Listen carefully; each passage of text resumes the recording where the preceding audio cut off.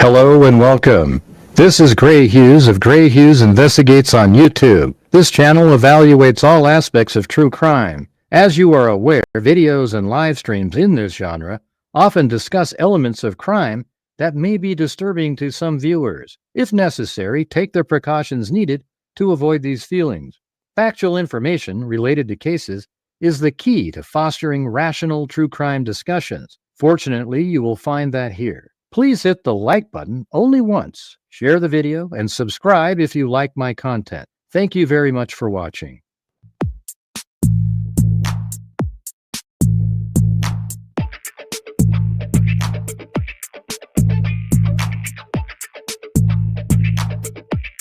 Stupid as being nice. Huh? You're an absolute moron. It's a house.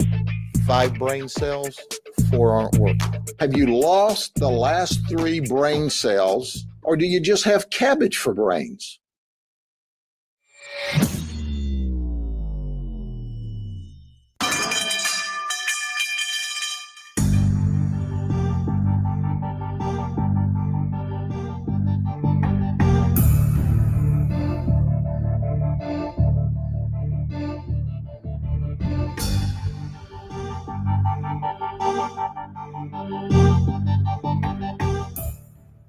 How's it going, freaks?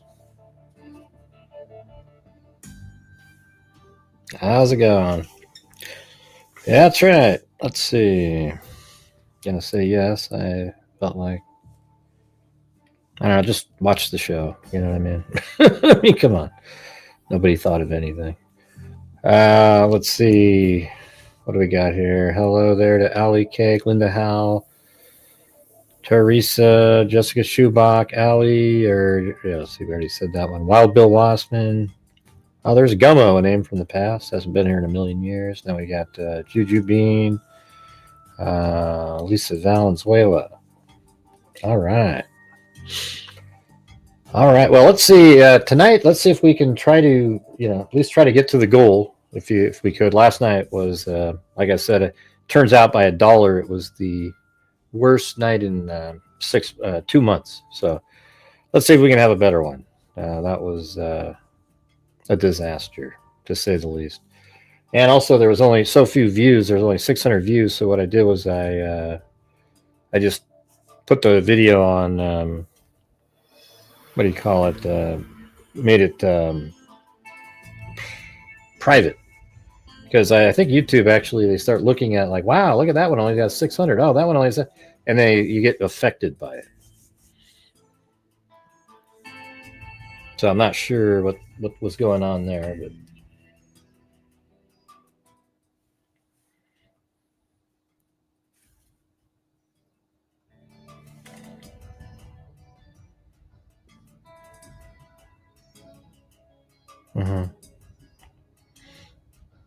Gene Hackman lives. What does that got to do with anything, man?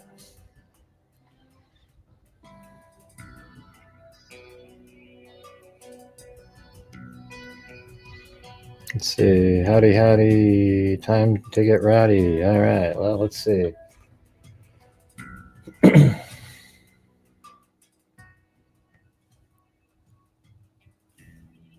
Hey, thanks, Pam. Hey, a start. There we go. Look at that.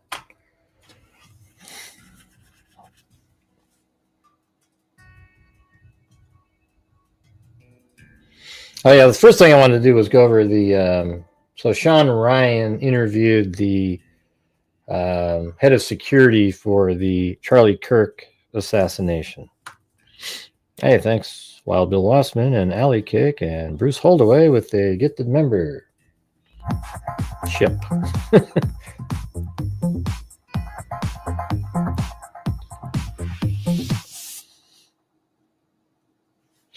Ocean wave emoji. Ocean wave emoji. Ocean wave emoji. I spent thousands of dollars on drugs. Yeah, so I'm just going to play some of these parts here. This is the link to the his channel's in the description. He's got like 5 million subs. You could, he interviewed the head of security here. I don't know if that's Harpoolian. I spent thousands of dollars on drones last year, and got the guy's license. But Yes, you got part 107. If the area lies in the Provo, Utah airspace, I can't fly it. Yes, that's not accurate right there.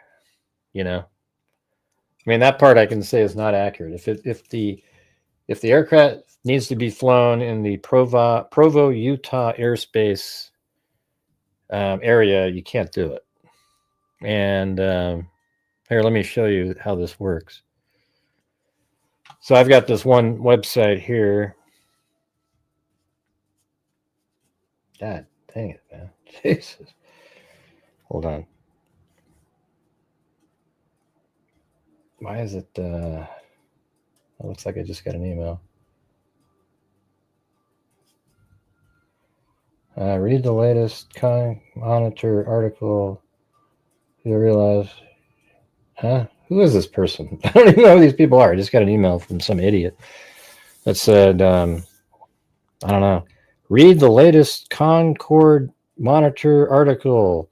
Hopeful you will realize you are not unique. Just another member of the Mob A, want to be intellectual, but does not press the invest. I'm not even sure what the hell you're talking about, dude. What are you talking about? See what I'm talking? This is what I'm saying. Every day I get emails from these absolute dipshits who I don't even know who they are. They just want to comment. I don't know what you're talking about. All right. Let me go back to this. I want to hear Sean Ryan. Thanks, Also, Dixie. Ocean wave emoji. Ocean wave emoji. Ocean wave emoji. Yeah, so you got to go watch. It's like a 2-hour interview. I just have a few clips from it. So you go down to Provo. Down here, let's see.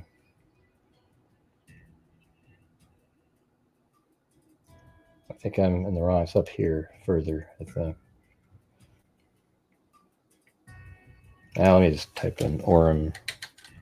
It's hard to see when it's not the color. There it is, right there. Okay, so here's Orem, Utah, and see these little circled areas here. Like if I zoom way out, see this on the map? Those green areas and red.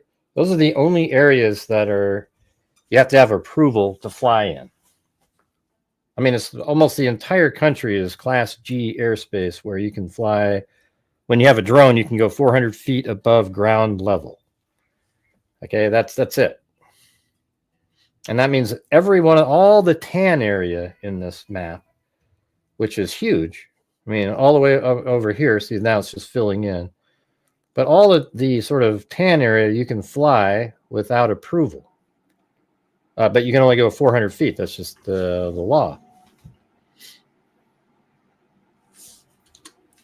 So here's Orem, Utah. Our Provo's right here, right?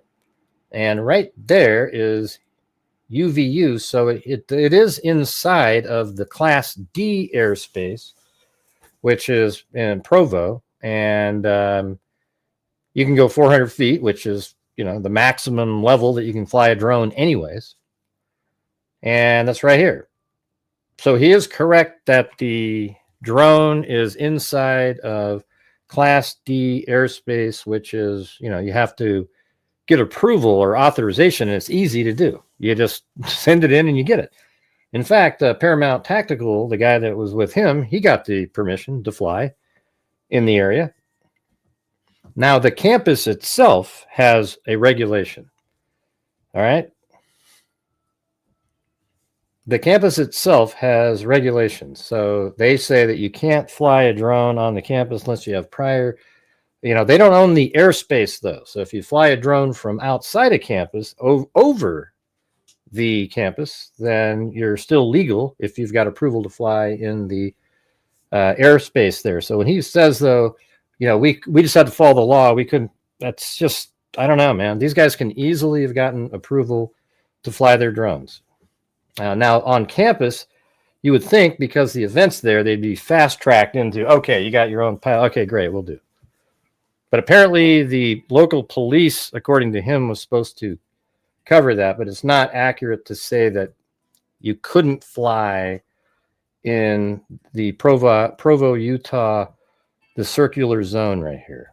It even tells you right here, if you get approval and you happen to be right there, you can only fly 100 feet off the ground because the airport's around there. and they need to have time to get above that level. Does that make sense? Yeah. So I don't know what he's talking about. That's a 107B. We can't break part the 107B rules. yet. Right? Can't break the you rules. Had secondary restrictions. Probably. Yeah, he's saying that he's basically saying that you can't fly there because of their rules, and that's not accurate. Due to heavy foot traffic for the school, but I can't go in and break the rules. There's laws for a reason. Yeah, you can't go in there and break the rules. Well, you don't break the rules. You just you just send in a request for authorization, and they almost always give it to you. You just have to stay below 400 feet. And so now the school could have flown drones, the PD, but they didn't have them, right? But Orem PD has a drone unit, active and professional, and that police department, I will tell you right now, is awesome. They get it. They were there. They helped both on the soft side and the hard side. And so I started asking questions like, you guys have a drone unit? Yeah. Good. Do you have an MOU or a mutual aid agreement with the school? And they're like, yeah. I said, did they call you and ask for assistance? No. I'm like, why wouldn't you call? And then, so, that's one. So just, I can't go in and break the law. I can't make my guys break the law. Yeah, but they're not breaking the law. Now, if they were on campus, they would just be, and they flew without permission from the campus, which is really unlikely since they're allowing you to be there, that they wouldn't have allowed you that. So I think there's a little passing the buck here.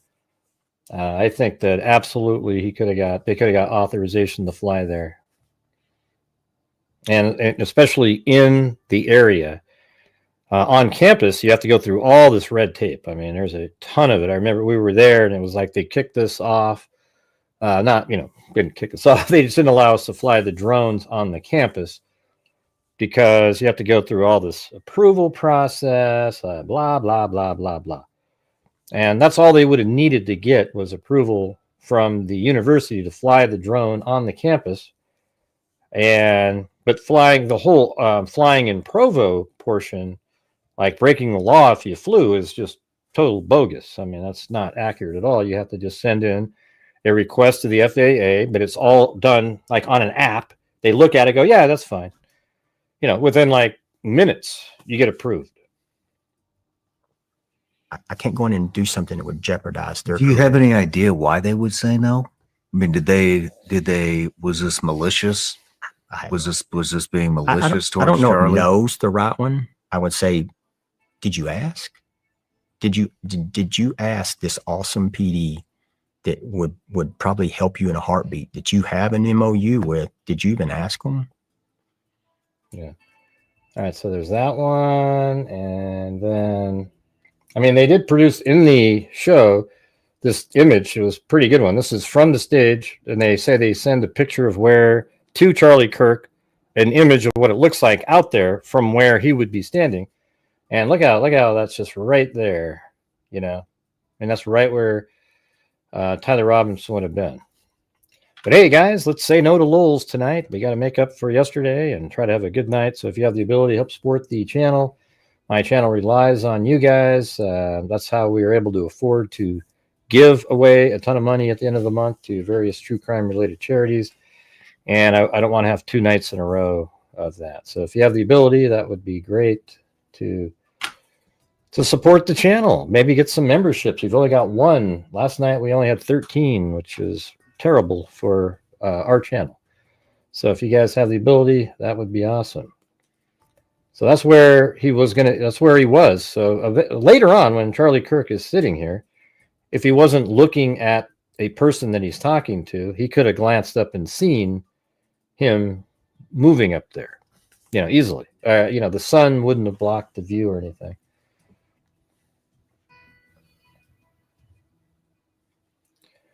All right. So there was that one. And then the second little clip that I had.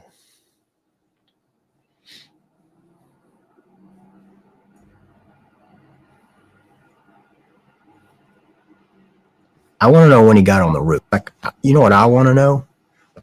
What I thought was interesting is how he didn't know these things. Hey, thanks so much, Dixie Hippie. There's 5, you guys. You know, when he got on the roof, Mm-hmm. because we're shooters. Where it's easy because we have a range, and our guys do it as a sense of pride. Even though we know we work on all this other stuff more, the shooting we work on because it's a sense of pride. And then, so you look at things like that in that shooting position, 3 meters to the right and 10 meters to the left, there was no shot. And so I want to know when that guy got on the roof. Let's put the visual of what that looks like on the screen right now. We took that shot before. Really? We always do.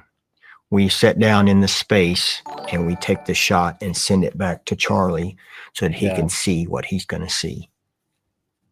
Yeah. And that's a routine thing that we do. It's a good idea. Yeah. It's mental preparation. Mm-hmm. Yeah. So here's a visual of what you guys Correct. were able to see. Yep. And so here's my question, Thanks, and Bruce. hopefully it'll Holloway. come out in timeline. All right. We've all seen the pictures of the guy when he came on through the staircase. Mm-hmm. It's like, okay, Support you, bastard. Thanks, Bruce. there's a difference between a guy walking up and getting on a roof and a guy walking up and getting on a roof. And did he run over to a known position?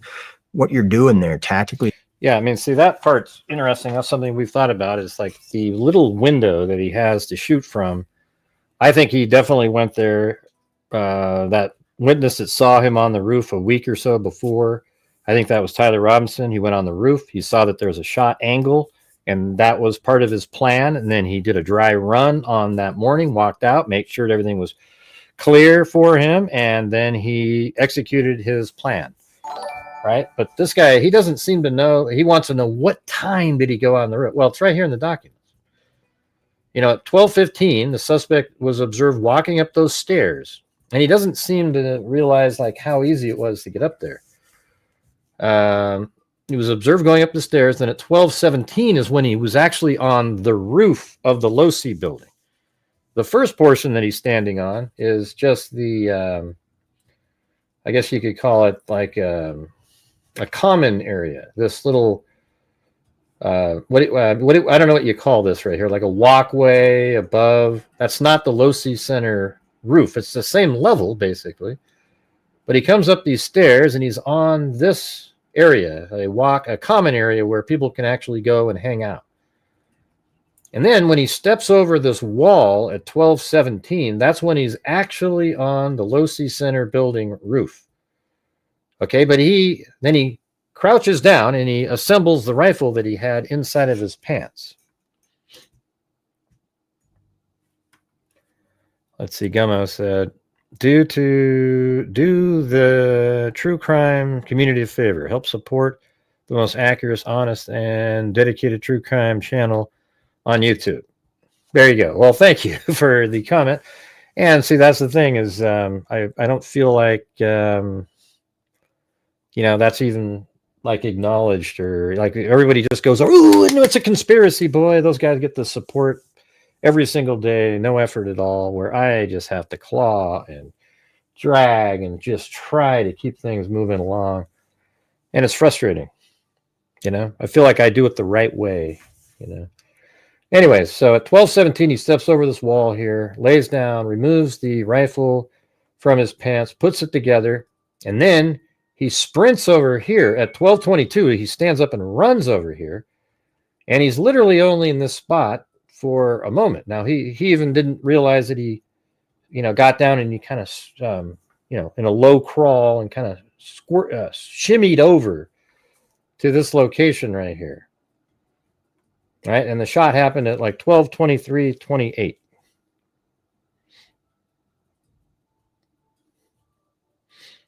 Hey, thanks, Allie Cake. So Gummo's going for a wave. Will that happen? Will that happen? Let me listen to more of what they were saying. Hold on. Is you're working a loophole. You guys did that on a roof. You bang a hole through one side, and then you step back and you put another hole and you shoot through that hole when that opportunity comes through. Like, this is a big loophole. And so you tell me you just ran up onto a roof, pop yourself down in a position that was in a loophole? He didn't really do that. He shimmied over. It says it right here in the document. You'd think this guy would be on top of every little piece of information. At approximately 12:22 hours, the suspect laid down in a position consistent with a prone shooting position near the edge of the rooftop and appeared to be facing west in the direction of the courtyard area. It said, first it said the notable limp from previous surveillance was gone when he ran over there. Suspect ran to the west side of the rooftop and appeared to scoot along the rooftop area as he got closer to the edge of the rooftop. And then at approximately 12:22, the suspect laid down. I mean, it's so similar to Thomas Crooks, right? I mean, we've always said this, that the Tyler Robinson and Thomas Crooks their situations are almost identical. Getting onto a roof, just the way they did it, avoiding detection somehow, firing the shot. Now, Thomas Crooks got shot, obviously, and killed, but it's so similar. It's crazy. Can you describe that loophole again, real quick, just now that we have the visual up so people can see it? You get up on this Sorensen Center. I mean, not Sorensen Center, Lucy Center. That's behind the Sorensen Center. And so from where we're standing, we can't see it. Mm-hmm. One, it's not our area of responsibility, so that's why we're not looking there. First one, we're looking at threats right in front of us. You see, how many threats do you have in front of you right here? About 3,000. 3,000. Right. And so that's what we're looking at. And then it's kind of like you could be in front of an 18,000 foot mountain and there's a 36,000 foot mountain behind it. You're not going to see it. Mm-hmm. And so we have to be I don't know. Like, I couldn't figure out what his analogy was there. cognizant of that. To be honest And with then you. if he would have stopped just a little bit to the right, he wouldn't have been able to see it because the Right. So I mean, you can see it from here. Like for example, see how you can see both of these yellow. Like there it is. That's where Kirk was. So let's just pretend like we're right here. Now watch if you just move over right there, you wouldn't be able to shoot. You can't see him. That little part that sticks out blocks it. But if you move over just a few feet, there it is. So I think originally he probably was over here. And then he shimmied over until he had a perfect shot, just the same way that Thomas Crooks did it. Remember how he did it? Where he there was people saying, seeing him on the roof, and he kept sort of sliding over until he had a shot. And I think in that one, he was using the trees as a sort of hiding behind the trees until he just got open to take that shot.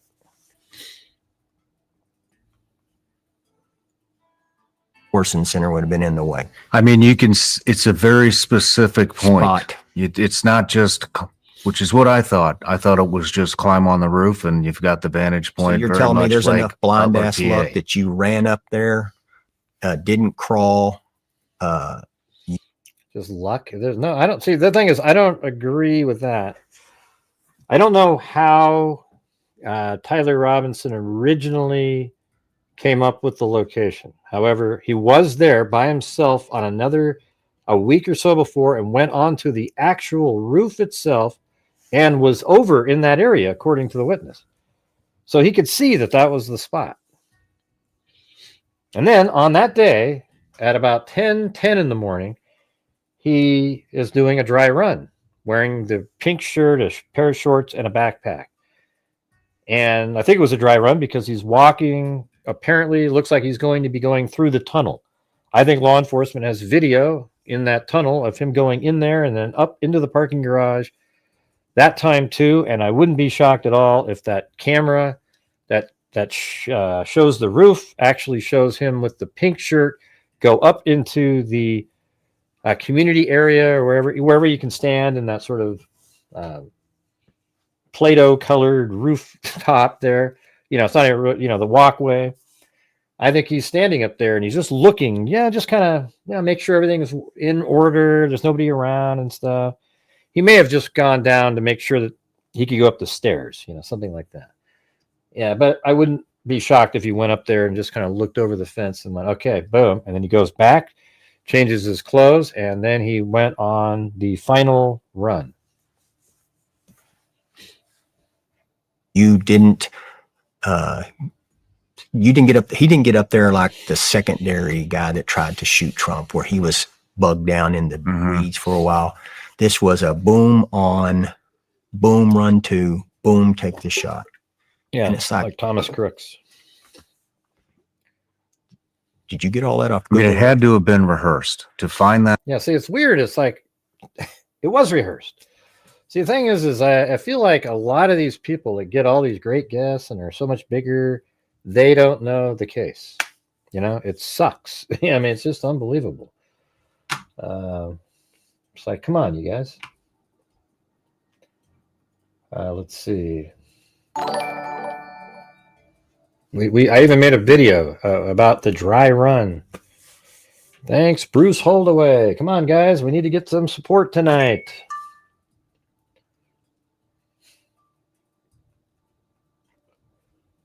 All right, then let's see this last one here. We knew there were no drones, but then somebody earlier that day flew a drone up.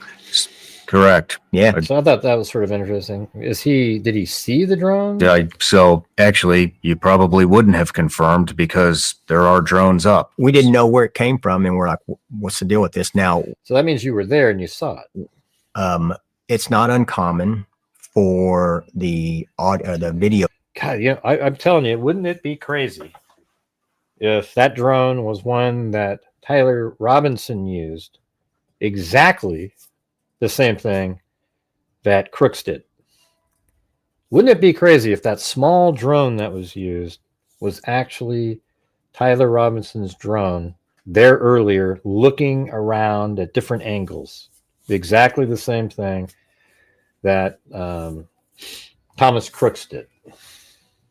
Team to throw a drone up and then take a quick shot, and we've had that before. Now, their drones are different because they use those little bitty ones, and so they're not covered under the requirements. And so it's like, that's okay. Again, hey, Wild Bill, you're right. not required. Like I don't want you as soon as you go, oh look, I'm not tapped out anymore. Now I'm gonna just do whatever you need to do. I'm just saying, if people are out there and you have the ability to, that would be great. Thanks. We do I need to call a grown ass man and say, hey, are you doing your job? Do I need to do that? You shouldn't. But you should. If you're running security, you probably should check. Hey, I want to double check. Can you guys make sure that you guys got the drones up there? And this is, it's one thing I was kind of surprised that the guy, Sean Ryan here, he didn't ask about the bulletproof vest. I mean, even though we already have the answer, there wasn't one. We talked about taking the guy. He had to take Charlie Kirk's shirt off, etc. What do you mean in retrospect? I don't even know what you're talking about, man. Hey, thanks, Gummo. Especially a man in that position.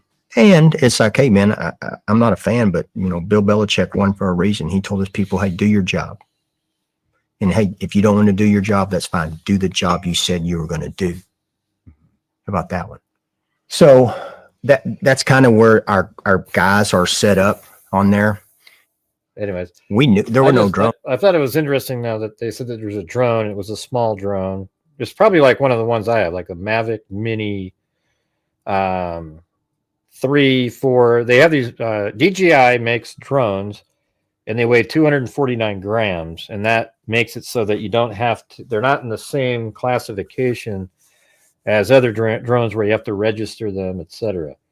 So wouldn't that be crazy though? Like I was just saying, if that drone that was flying around, because it was earlier that same day, and we see Tyler Robinson walking with a backpack over there, maybe around 10, maybe that's what he was doing on, quote, the dry run. He walks over there through the tunnel, etc. But what if he sort of got a drone out and flew it up in the air a little bit and just kind of, oh yeah, I don't know, like almost mimicking Yeah. We need somebody to do a challenge out there.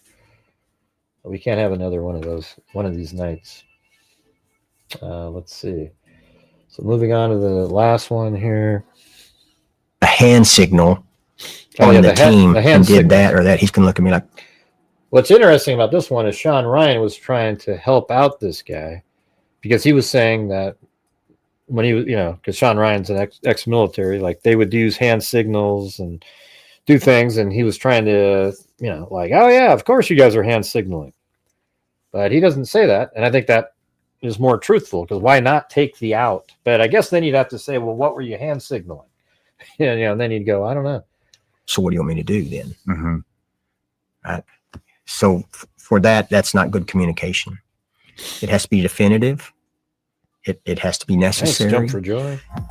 Could be an acknowledgement. Absolutely. I mean, Yep. Receipt. get me out of here. Yep. Thank you, jump for joy. Let me just go to the end over here. Better late.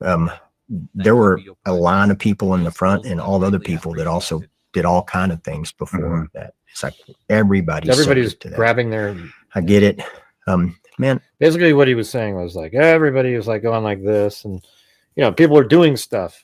I'm a huge, and I'm not a conspiracy theory guy, but I do believe that there are things out there bigger than you and I that are in operation. We never use hand signals. Okay, here it is. Right So no, we don't use hand signals on that one. We didn't use hand signals that day. We've never used.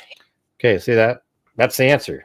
No, we didn't use hand signals, but I think the guest here or the host was actually thought he was going to say, yeah, you guys are doing hand signals.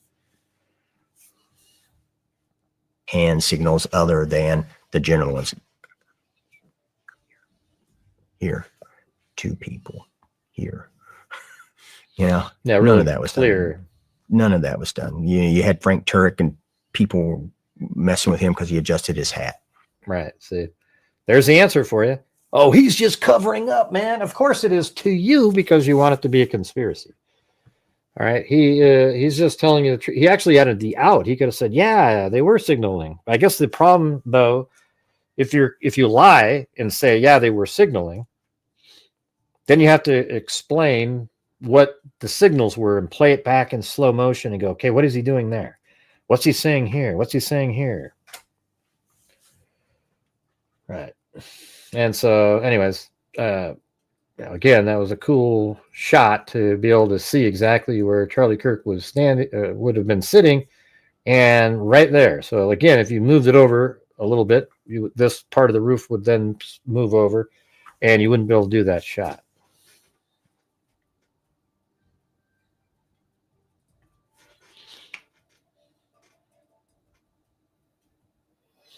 Yeah, Thomas Robinson. I know he did. That's why I said that.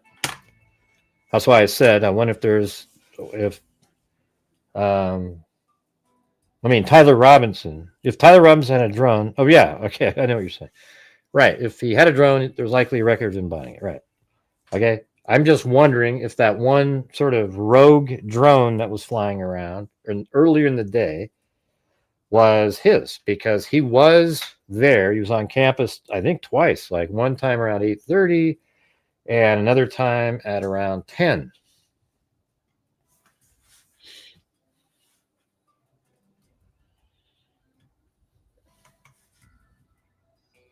Okay, now we're going to switch over to, that was just sort of new information on Tyler Robinson.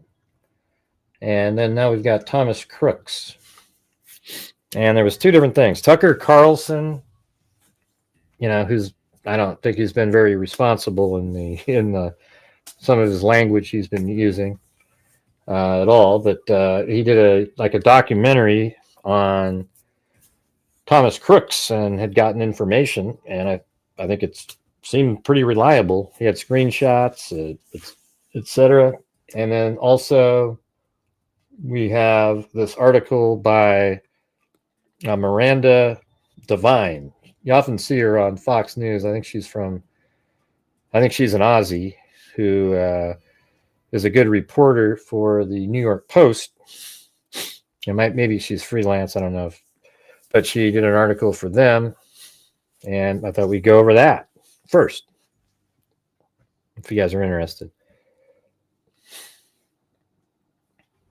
All right, here we go. The official narrative claimed Donald Trump would-be assassin Thomas Crooks acted alone and without a clear motive, ideology, or digital footprint. This is Thomas Crooks, the shooter of Trump in Pennsylvania.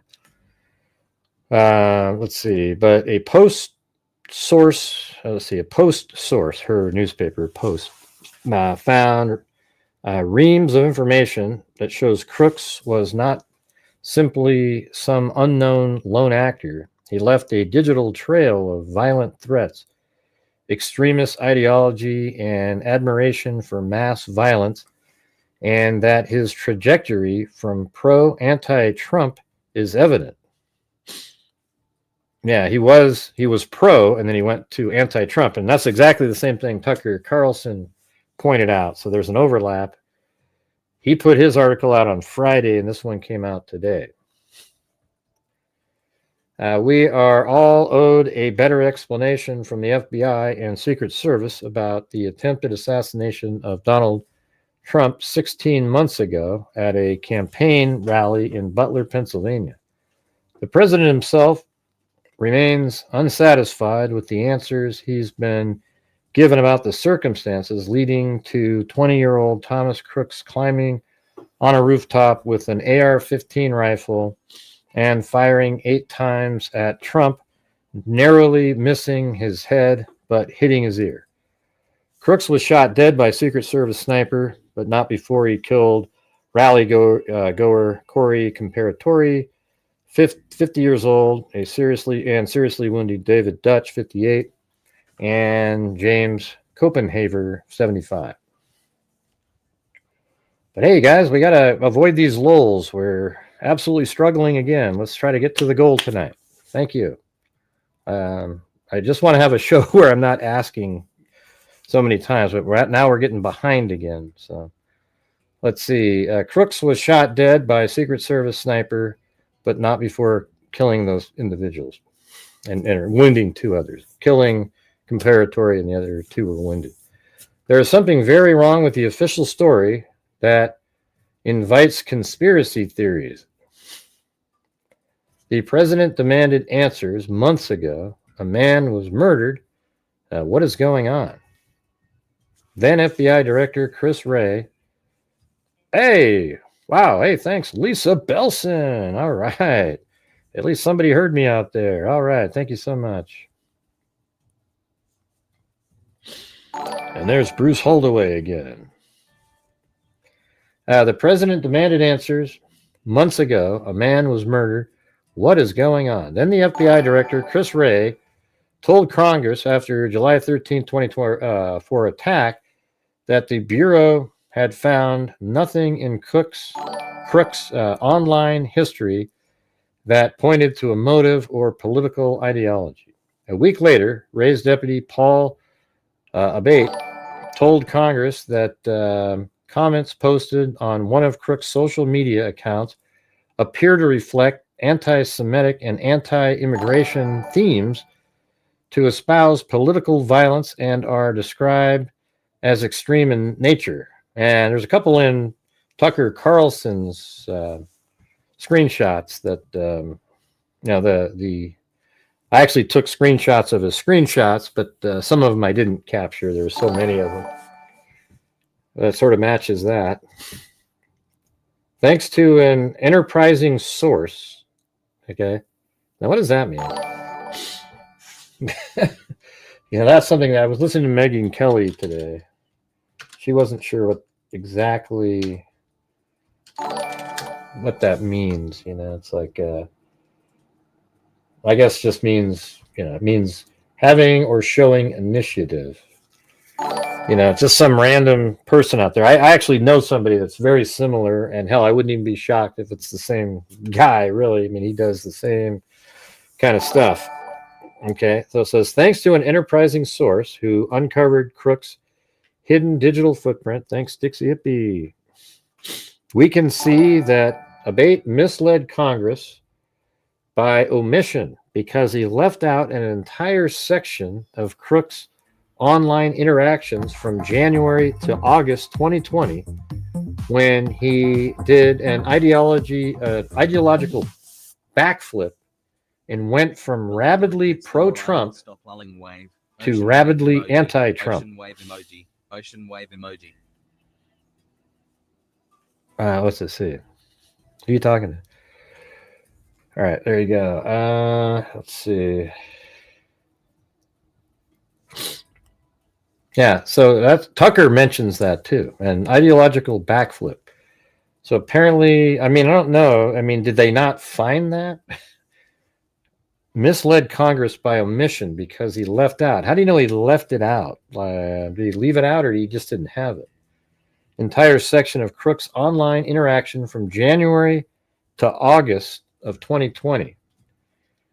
When you know what I was also thinking, by the way, is in early 2020, he was talking about Crooks was talking about like explosives and taking out political parties. I was wondering, has anybody ever compared Thomas Crooks to the January 6th bomber individual? I mean, wouldn't that be crazy? I mean, I know there's a lot of psychos like that, but I'm just sort of was wondering because I was right around that exact same time. And by the way, I think there's a lot of these people in these communities online that are encrypted.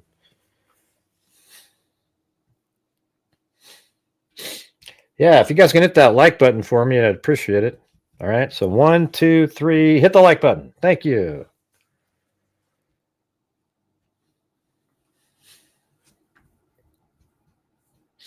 So it said, yeah, so he changed his ideological, he did a backflip and went from rabidly pro-Trump to rabidly anti-Trump and then went dark, never seeming to post again. I think Tucker and this lady should get together and have, try to do something together. Miranda Devine.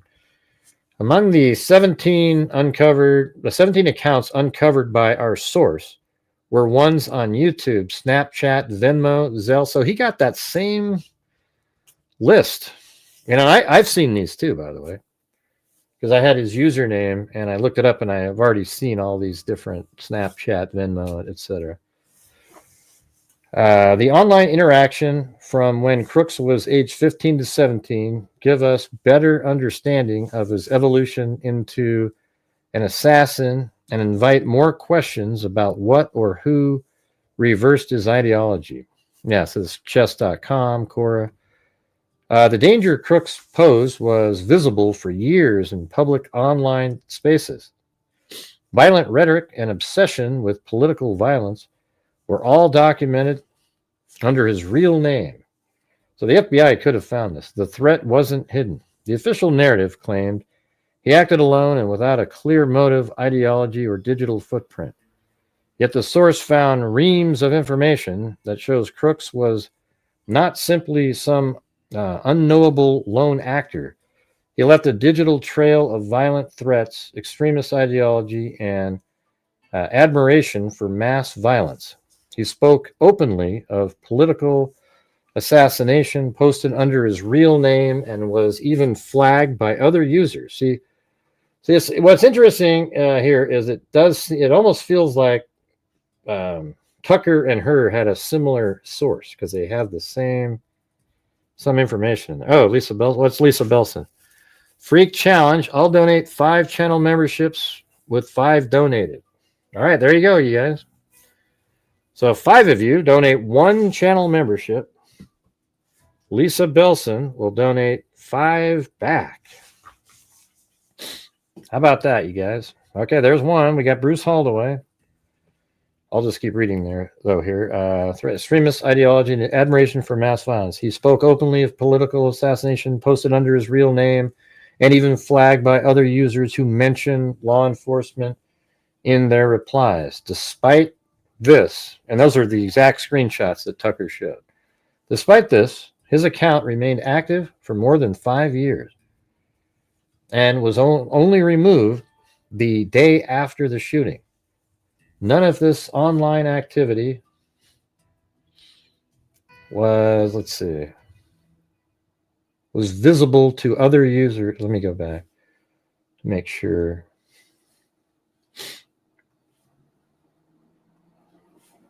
None of this online activity, it's like there's a word with a dash in it. Does that make sense? If I go over here. Oh, yeah. Started with Crooks phone. Wait, right here. Referenced. That's what it was. REF. There you go. That's what it was. Thanks, Allie Cake. Referenced in the final congressional report released in December 2024, making this even more troubling. So none of those. See, this is the final report right here. I actually went out and found it. I don't know if I ever saw it. It was 180 pages long, and it goes through the entire thing. We should probably do this one of these days. And this is pretty interesting.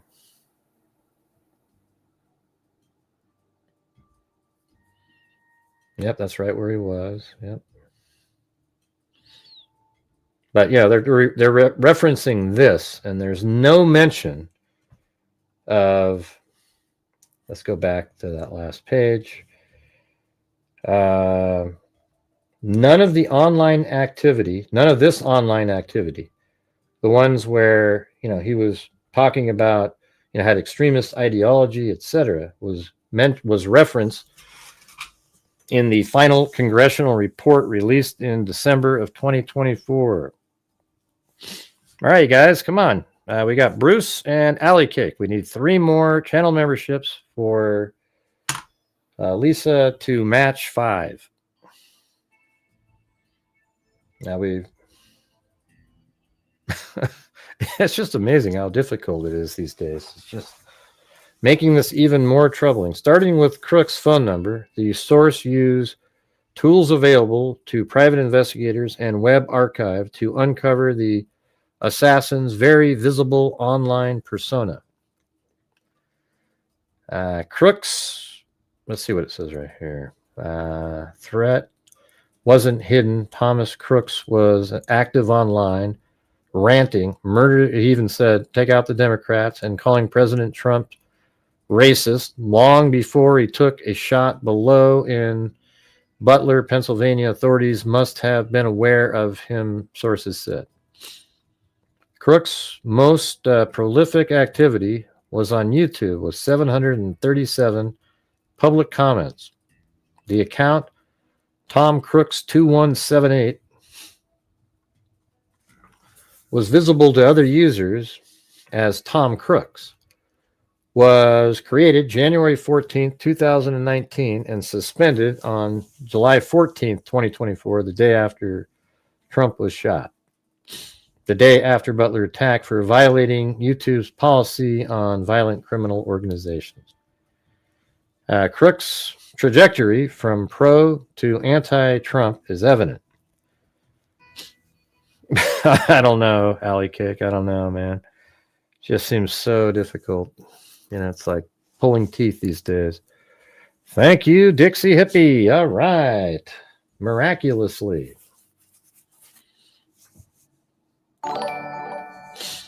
Crooks' trajectory from pro to anti-Trump is evident.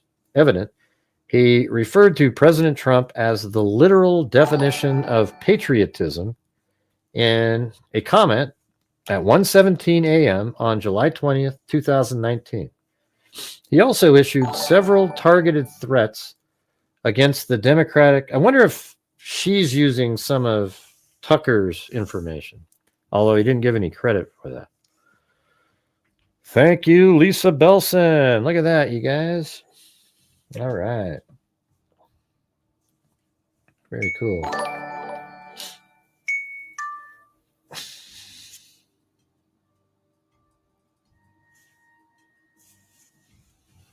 Hold on a second.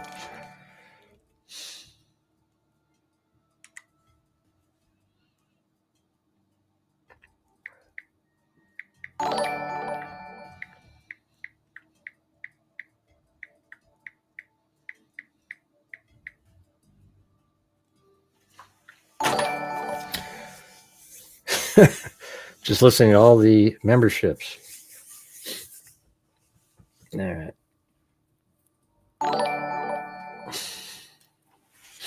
Political 180. Crooks' trajectory from pro to anti-Trump is evident. He referred to President Trump as the literal definition of patriotism in a comment at 1:17 a.m. on July 20th, 2019. He also issued several targeted threats against the Democratic congressional representatives in the squad. Yeah, these are all the same ones that Tucker posted. I hope a quick, painful death to all the deplorable, he says immigrants. This is a quote, an anti-Trump congresswoman who don't deserve anything. And he says he wants to take out the Democrats. Put in early 2020, Crooks' online behavior flipped 180 degrees, but in early 2020, Crooks' online behavior flipped 180 degrees, and he became very critical of Trump. Fox News and Republican complaints. Isn't that very similar to Tyler Robinson, who was pretty conservative? His family was conservative, and then he changed like not too long ago to being more like anti-Trump and everything. I don't know. It just feels so similar. It's ridiculous. Let's see. But in early 2020, Crooks' online behavior flipped 180 degrees. The first time he criticized Trump was on January 23rd, 2020, when he commented on a video of law professor Jonathan Turley talking about Trump's first impeachment. Keep in mind, the only reason we may know what any of this is because of Trump's stupidity, Crooks wrote. Well, you're kind of stupid yourself. He started describing Trump supporters as a cult. That's what everybody says. Yeah, hey, for any of you Trump supporters out there, when was the last time you've lit the candle? You know what I mean? We've got that altar. Every one of us has an altar. It's in our basement, usually surrounded by, some feathers and weird crap. When was the last time you paid a visit to it to light the candle, you guys? Come on. Hey, thanks, Jason. Get to the membership. Yes, every day. That's right.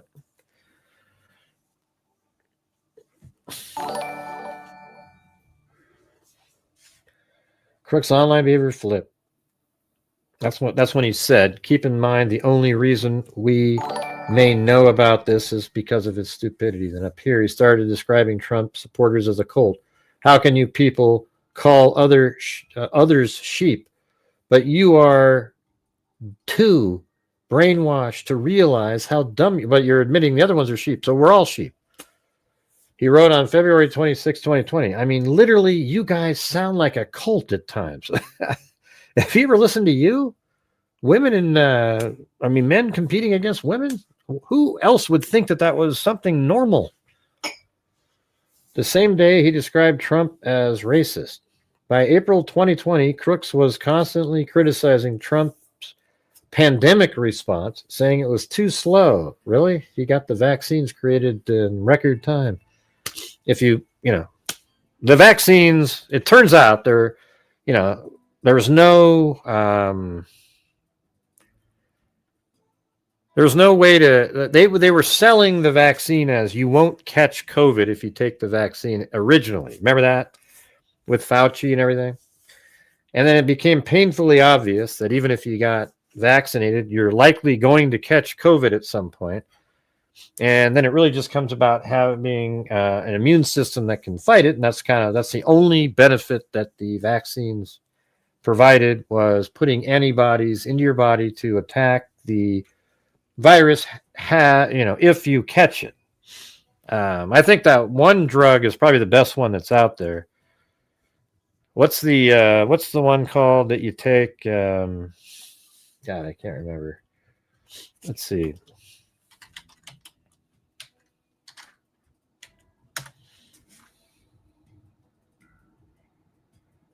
Yeah, what is the name of that one? Paxlovid. That thing works, okay? Yeah, the thing is about with Paxlovid, I'm not a doctor. No, hydroxychloroquine doesn't work. Okay, the Paxlovid, I mean, it doesn't work well. Okay, ivermectin does. See, all this stuff is stuff that, sure, I'm not talking about that. I'm talking about the one Paxlovid. Paxlovid is amazing. I mean, if you have COVID, what's interesting about it though, if you take it too early, it doesn't work very well, because what happens, I came up with a theory, and my dad, who's a doctor, goes, man, that's a pretty good one. I think that sounds right, because so what I'm saying right here is just my theory, right? So when you have COVID, Paxlovid actually stops the replication of the virus, and then your immune system fights it off. But if you take Paxlovid too early, like let's say, because I remember the first time I took Paxlovid, I was sitting there doing tests like, oh my God, because my wife had it, and I just kept testing myself. And then the second I knew I had it, I took one of her packets and then got my own and then gave her back her packet. They're all the same. So I took it right away, right? So I had no antibodies really in my system. So once it stopped replicating and the medication wore off after those days, there was no antibodies to fight it off, and I got the rebound of it. Had I taken it like 3 days in, where I was kind of not feeling good, and then stopped the replication, the antibodies would have came in and killed the rest of it. Anyways, so Paxlovid works pretty good. It's just it just stops the replication. You don't have to. Yeah, I think it's. If you don't want to be vaccinated, just take Paxlovid if you catch it, and there you go.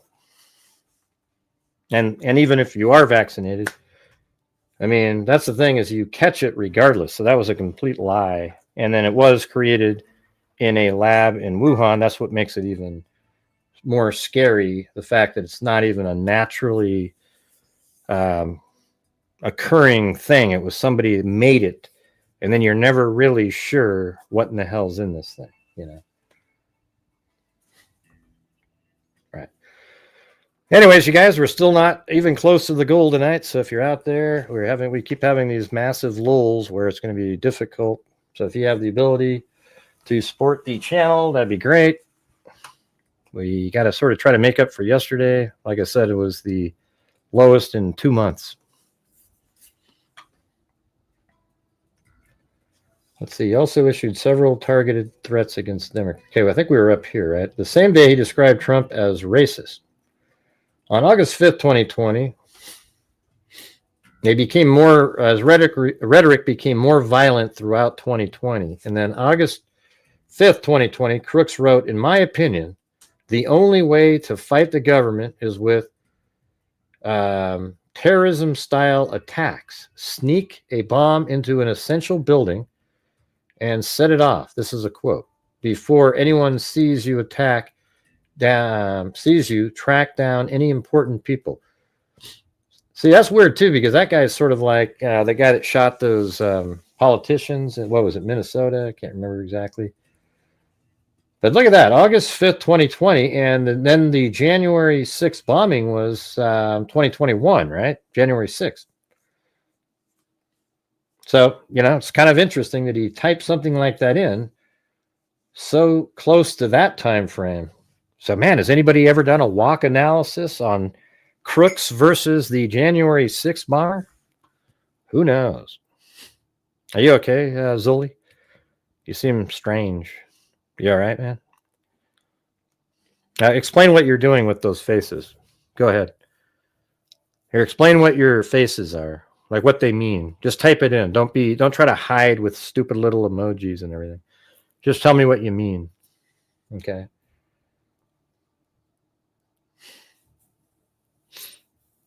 No, go ahead. Hey, Zoli, you got one more chance. In about 10 seconds, if you don't answer my question, I'm removing you from the channel. Go ahead. What does that mean?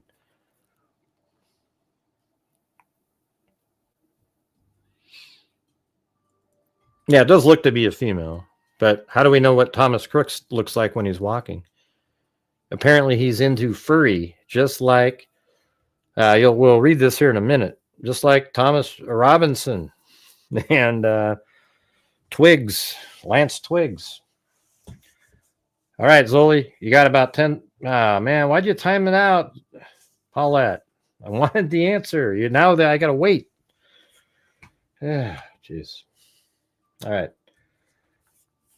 Let's see. Any sort of head-to-head fight is suicide, and even ambush surprise attacks aren't going to end well. A large portion of the war will also be propaganda, information wars, both sides.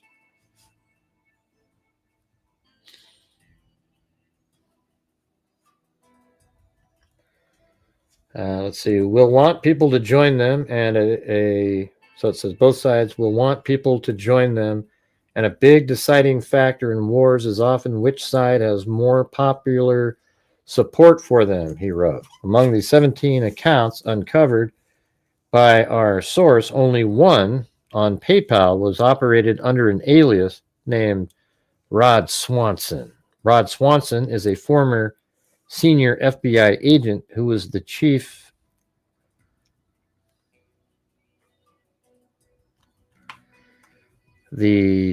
investigation.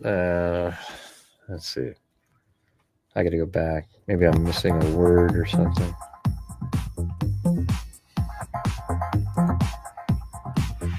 Okay, Rod Swanson is a former senior FBI agent who was the chief of in-state smiley face emoji investigations for the something like any 2017 Nevada, something like Nevada 2017 during the Las Vegas shooting gas. Something's written weird here. I don't know. But that's that mass shooting in Vegas. Probably the Mandalay Bay, I would think. Bruce Holloway, can you play I'm Never Watching Again, Gray? Yeah. Let's see. I can't believe you had Gray on your show, Vinny. I'm never watching again. Hey, see, I actually have it memorized now. I just say it. Yeah. He also previously served on FBI Director Robert Mueller's protective detail and as a firearms instructor in Pennsylvania. Let's see. Contacted by phone on the weekend, Swanson said he was surprised his name was connected to Crooks. I don't know anything about that kid or his family, he said. I don't even use PayPal. I don't even know who set up a PayPal account. He said he retired from the FBI in Vegas in 2017 and went to work for the Nevada Attorney General from September 2015 to March of 2020. He now works in the oil and gas business in Houston.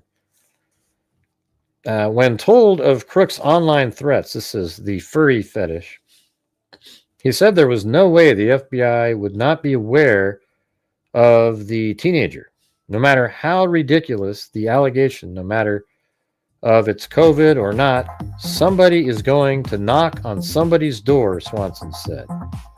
If they investigated that kid, there's a record of it, and there's an assessment that some leader made that this was not a threat, or it rose to a level and they did something else. Huh.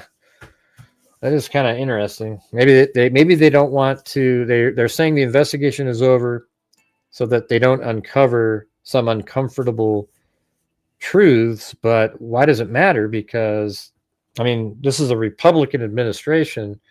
Why would they care if the Democratic, the Democrats administration before screwed up? You'd want to put that out there, right? I mean, that's just the way politics is. Hey, thanks, Alley Cake and Bruce Holdaway.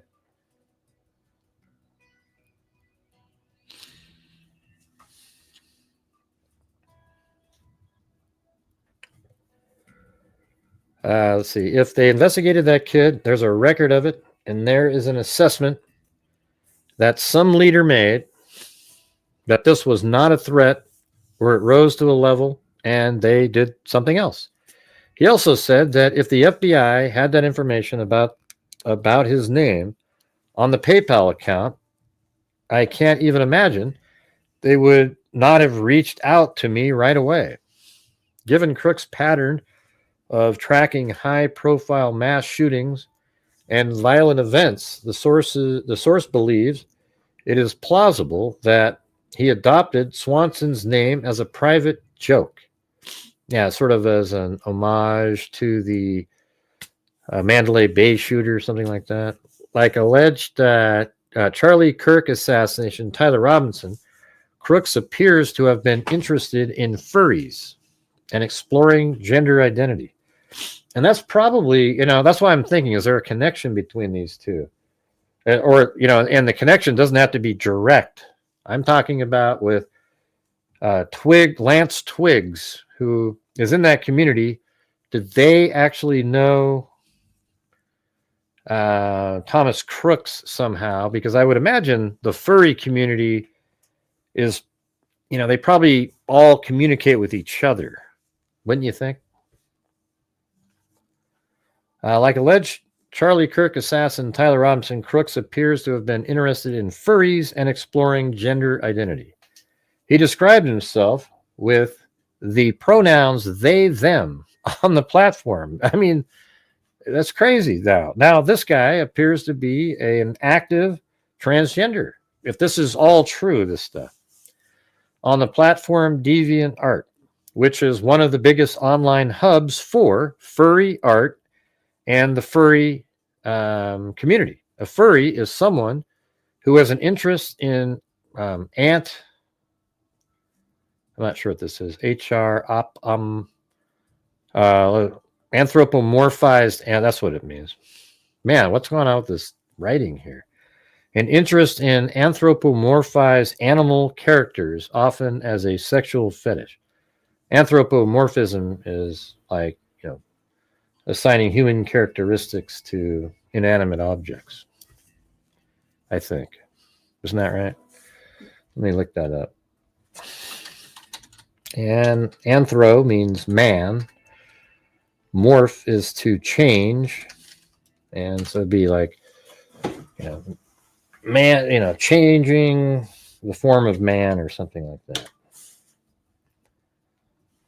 Let's see right here. The attribution of human characteristics or behavior to a god, animal, or object. Okay.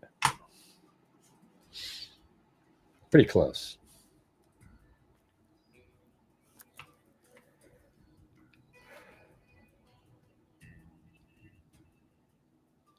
I don't do that, you guys.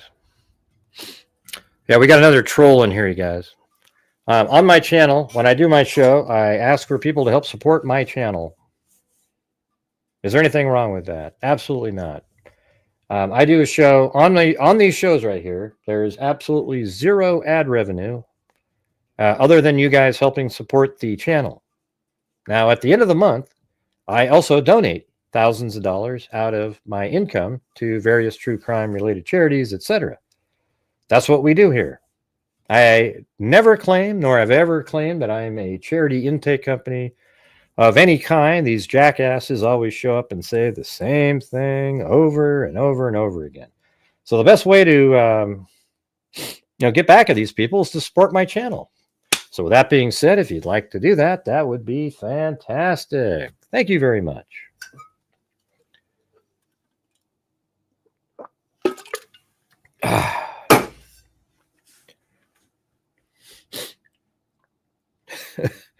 And get started on that right now.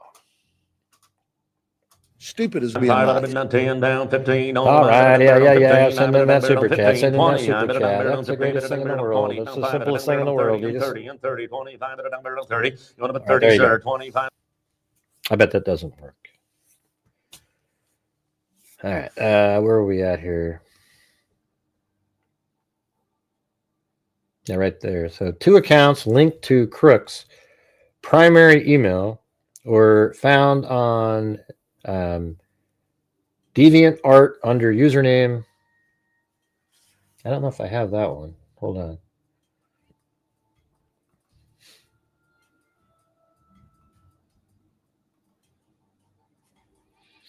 I don't know if I have. I think that's a different name that I don't have. I'm going to write these down.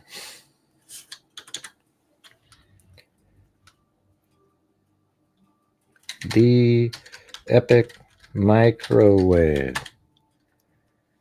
And then the next one is, or just Epic. Where is the other one that says the? So Epic Microwave. So there's two of them. No? No takers? Come on, you guys. We got to get to the goal tonight.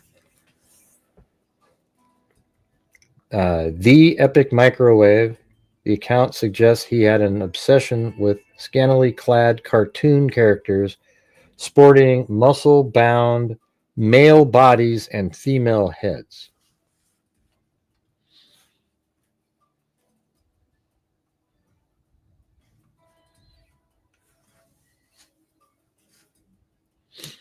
Well, thanks, Bruce. At least somebody was wanted to do that. Bruce hauled away, and there's Chris Stew. Crooks was appalling. Yeah, he's disgusting. Let's see. So then, pals with neo-Nazis. One of the people, I wonder if he's talking about Fuentes. One of the people Crooks interacted with online was Willie Tepes. So that was an interesting name there. Did I write that one down? Willie.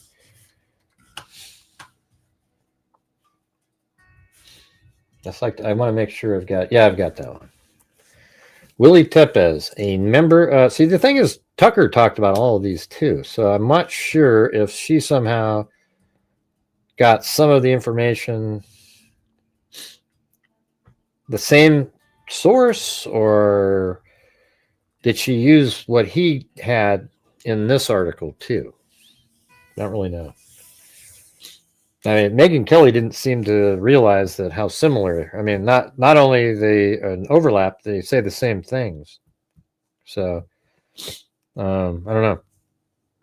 One of the people Crooks interacted with online was Willie Tepes, a member of the Norwegian neo-Nazi group, the Nordic Resistance Movement, which has since been designated a terrorist organization. Well, that's interesting. By the State Department. Tepes encouraged violence and Crooks extremists using a Maoist phrase, political power comes from the barrel of a gun, which Crooks repeated several times. In one comment on October 5th, 2025, more than a year after Butler, Tepes commented to another user that he had been contacted by both Russian and American intelligence.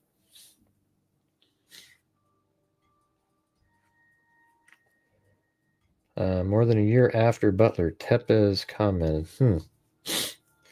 that he had been contacted by Russian and American intelligence. People who ask you to contact them when they just as easily could contact you are feds. This is how they avoid entrapment. Both American and Russian intelligence does this. Well, I've never done that, so how come I keep being called a fed?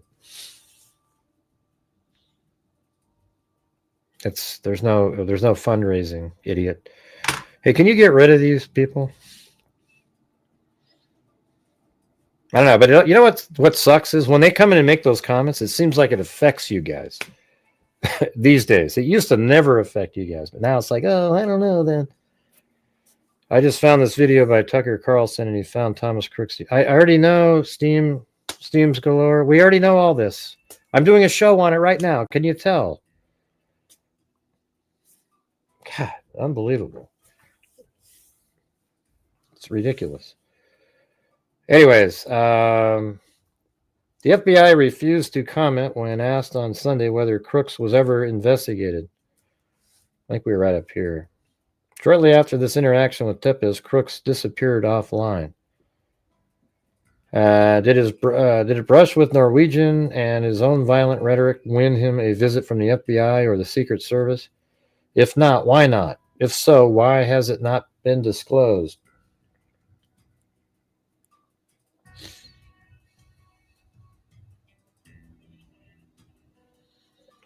The FBI refused to comment when asked on Sunday whether Crooks was ever investigated, visiting, or in some way brought to the attention of the agency before he tried to assassinate Trump, or whether there was an FBI file on Crooks before Butler. The FBI also refused to comment on why it has not been forthcoming on congressional oversight requests. Christopher Wray told Congress on July 24, 2024, 11 days after the shooting, that the Bureau did not have any information about the shooter and that he was not in our holding before the shooting. He said the FBI ran a search for Crooks through its database and he was not found. Thank you, Love Boston. Susan Crabtree, an investigative reporter for Real Clear Politics. I mean, the thing is you guys, super chats and all these things are for supporting the channel. And if you want, in the super chats, you can actually ask a question or make a comment, and we can comment about those things.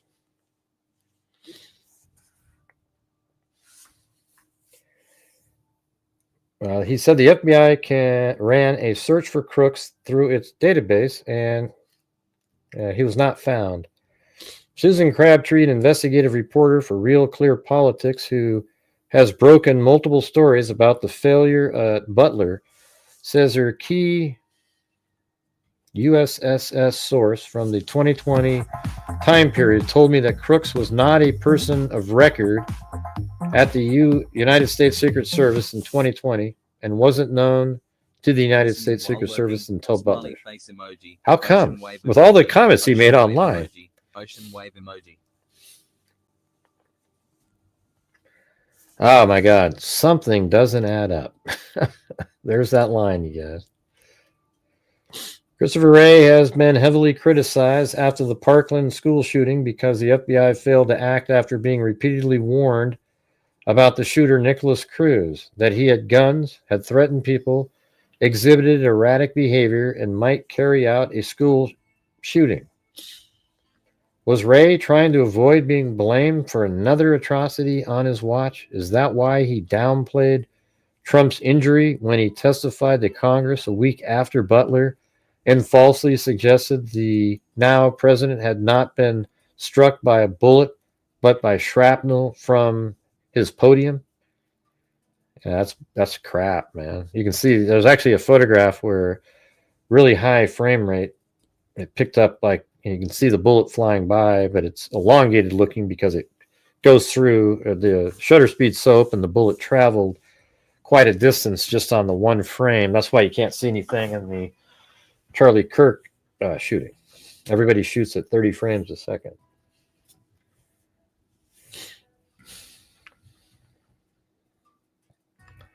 See you later, Steam Galore. How would I not know if I'm sitting here talking about it? I said he must have got this from the Tucker Carlson. I don't get it. But anyways. Hey, thanks, Lisa Belson. Very kind, very kind. You're always so kind.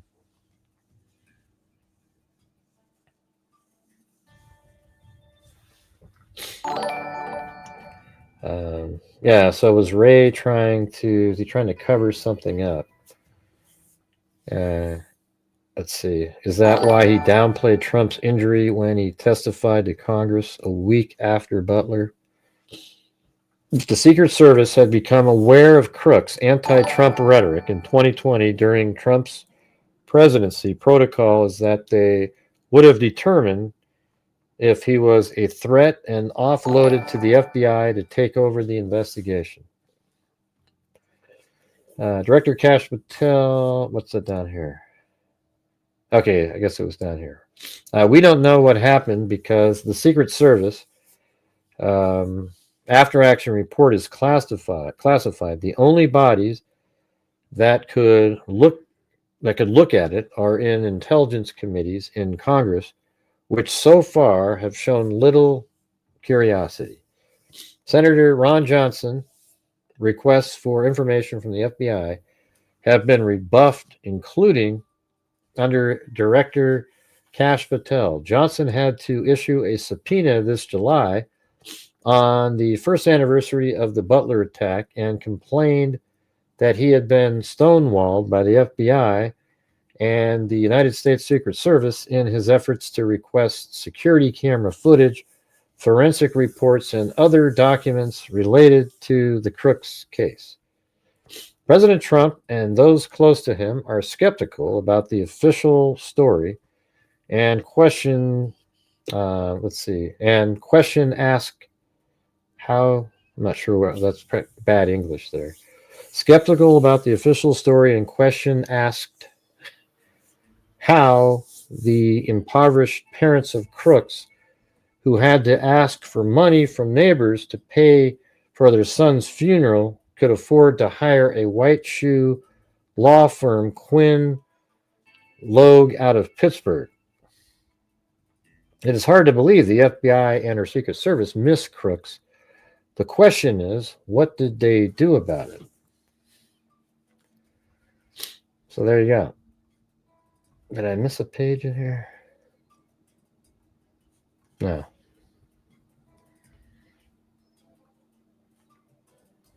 But that's pretty interesting, don't you think? I mean, especially this part over here, when told, the whole furry thing. Because that's exactly what Lance Twiggs is. He's one of those.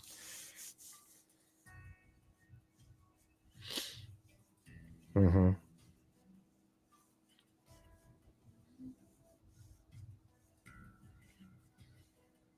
Right. All right. Well, let's see. So that was the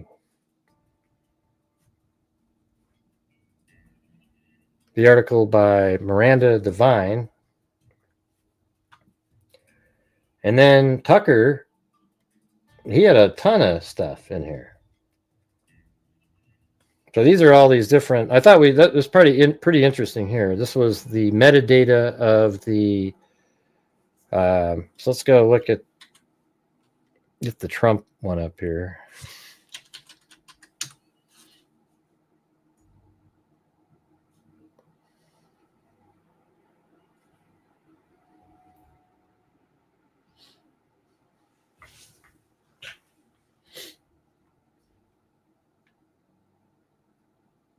Yeah, I mean, look at all the stuff we did on this one.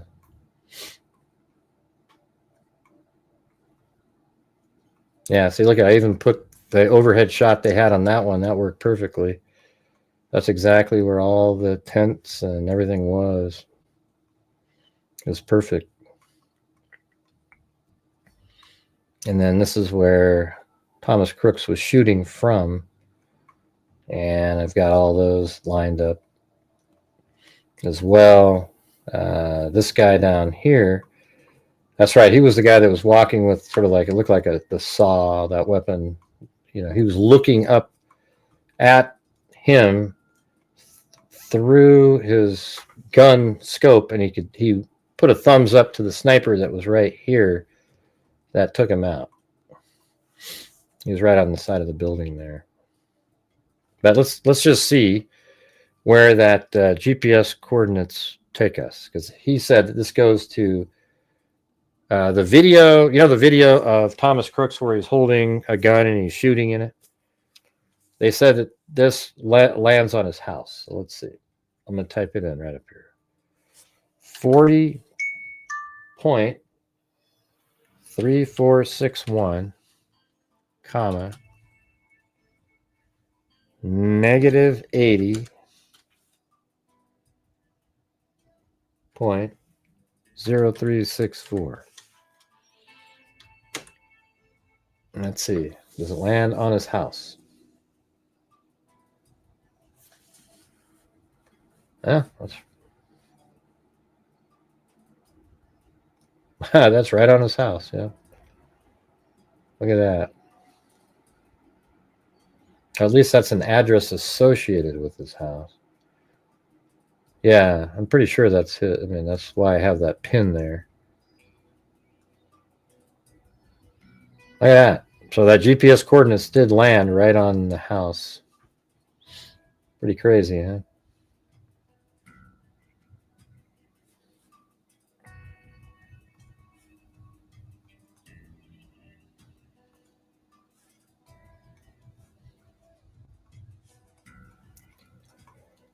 Interesting.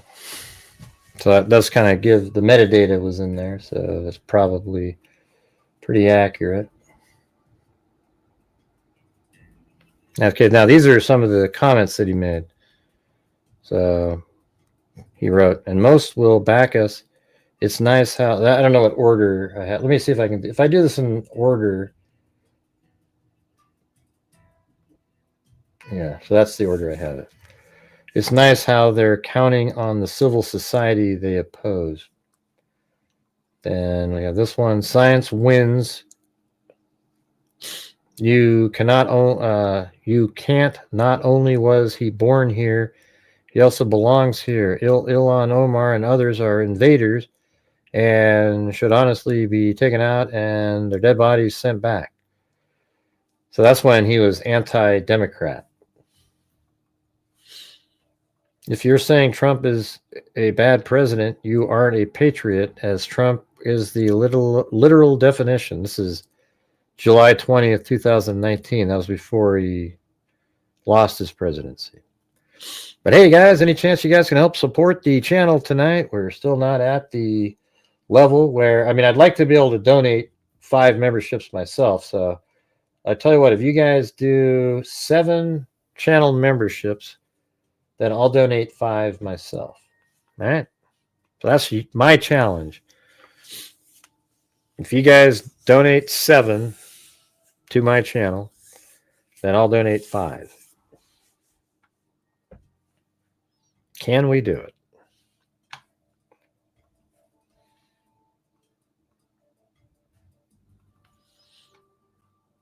Yeah, look, see, somebody even wants one there. So we need 7, and then I'll donate.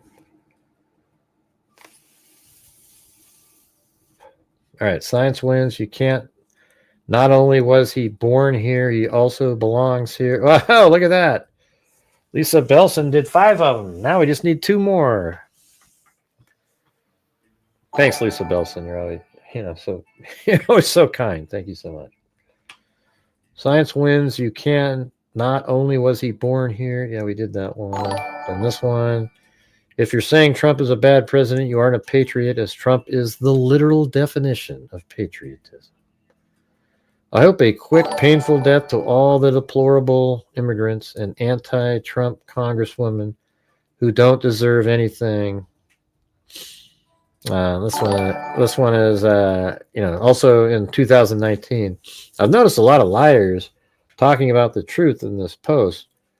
Well, let me tell you some truth. Every one of the Trump-hating Democrats deserve to have, and he says some crappy stuff, and put on stakes for the world to see what happens when you, this guy should have been on a radar somewhere. Well, thank you. We need 2 more channel memberships, you guys.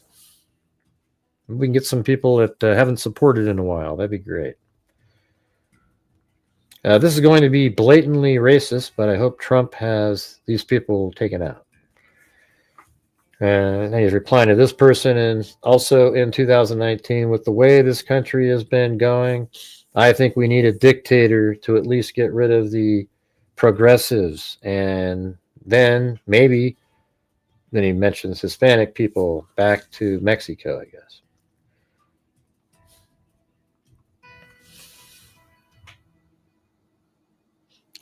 We got the trolls in here again. It's not a fundraiser. I'm asking people to support my channel. See, just get rid of these people immediately, you guys. It's just complete nonsensical troll city. It's not, I'm not, hey, you guys, listen, I'm not a charity, you guys. I'm not a charity. I'm a YouTube channel that struggles to survive without the support of the people that watch, because I don't do conspiracy theories. My videos currently aren't, it went from getting like Thomas Robinson case, I have some that had 500,000, some videos that had like 200,000, and 50,000 was common, and now nothing. It's the craziest thing I've ever seen.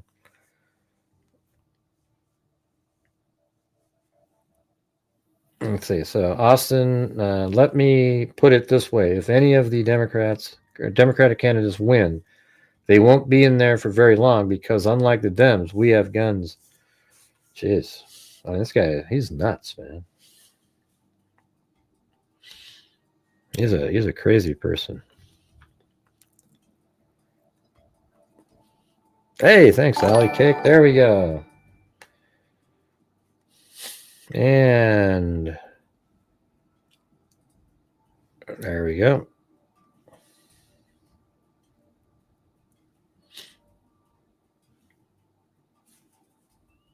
Right there.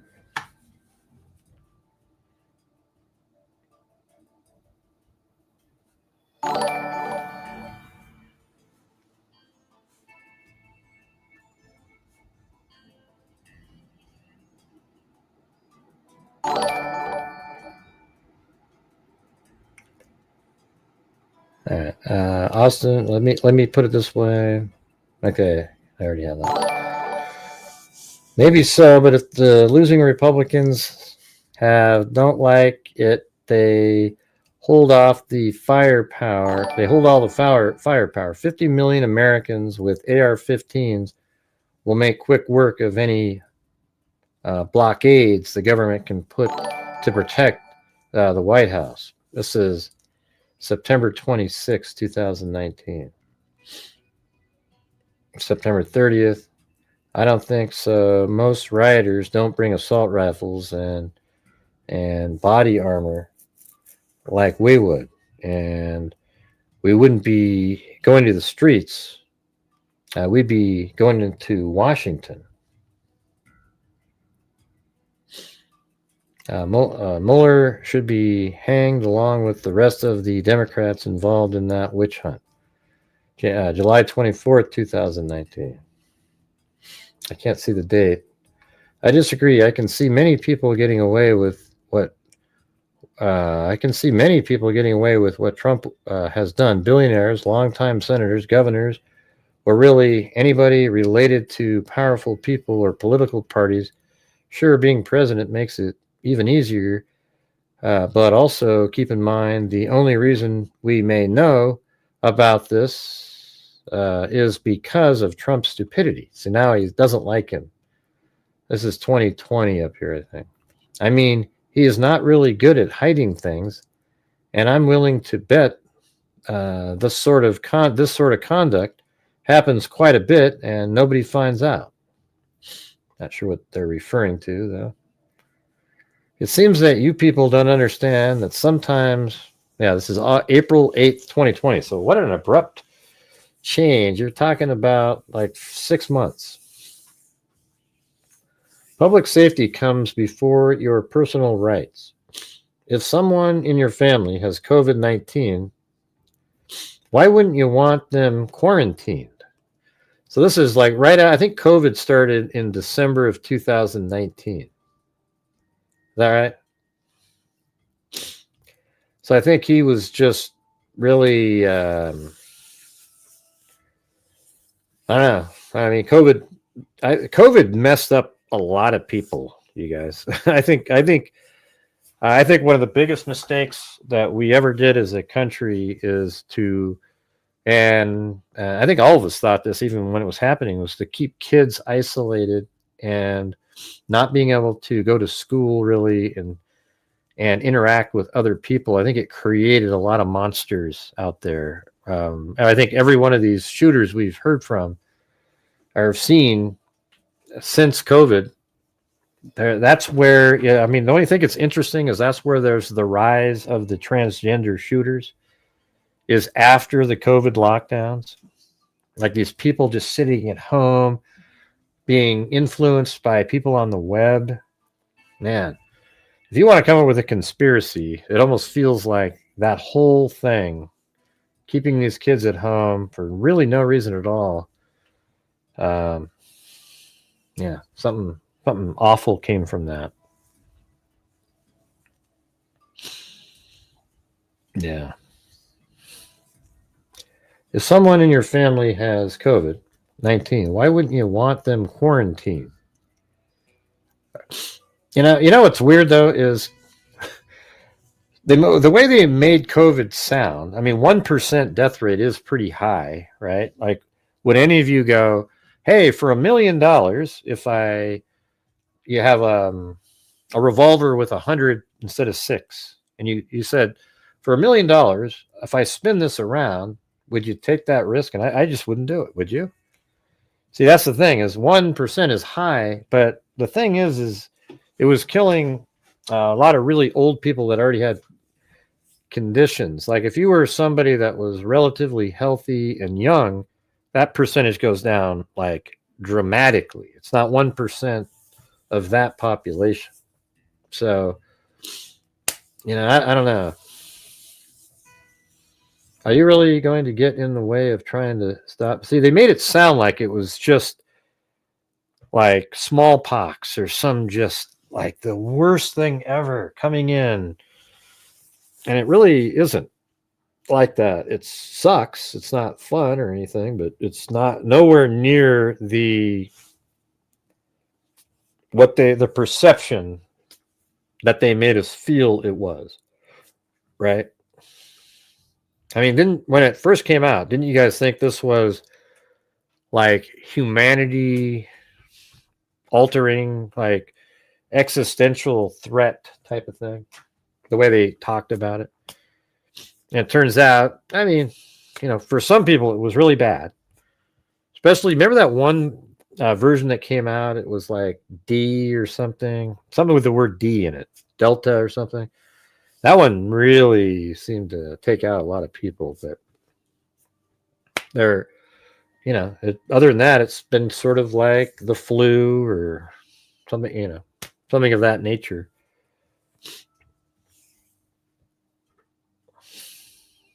Yeah, they were attributing anybody that had COVID and you died of anything, it was attributed to COVID because you got a benefit from the government, right? But hey, guys, don't let it stop you in here from helping support the channel. We got to make up for yesterday a little bit. Yesterday was a disaster. So if you guys have the ability, that would be great. As we do these shows every single night of the week and try to bring in income to support the channel, and then hopefully at the end of the month, if there's extra, we send it in and have our donation night, etc. All right. Like I said before, we're not a charity intake company. I've never said that, never even implied anything like that. I just ask people to support the channel if you can. That's it. Become channel members, buy channel memberships for other people. Send in super chats, put questions. That's why they're there. They're for supporting the person that does the show.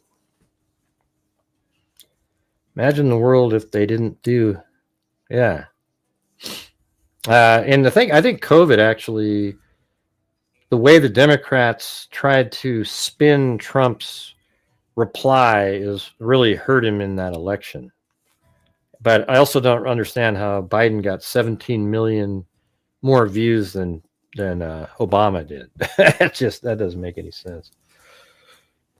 Let's see. A lot of those older folks in nursing homes were simply closed off from their support family. Yeah, remember how when you would die, they wouldn't even let you see the person? It was just crazy. Way overboard. Now, I don't think that would ever happen now.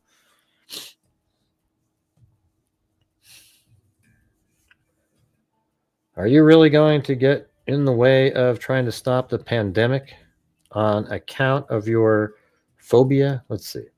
Yeah, so what you're saying is, are you really going to get in the way of trying to stop the pandemic on account of your phobia of government? Seriously, what is wrong with you guys? Yeah, what a hypocrite this guy is. Let's see, he's talking to somebody. Well, actually, South Korea and Japan closed down first. So again, that's wrong. Also, LA and other places in California acted faster than him. Hospitals in Louisiana and New York still aren't completely caught up.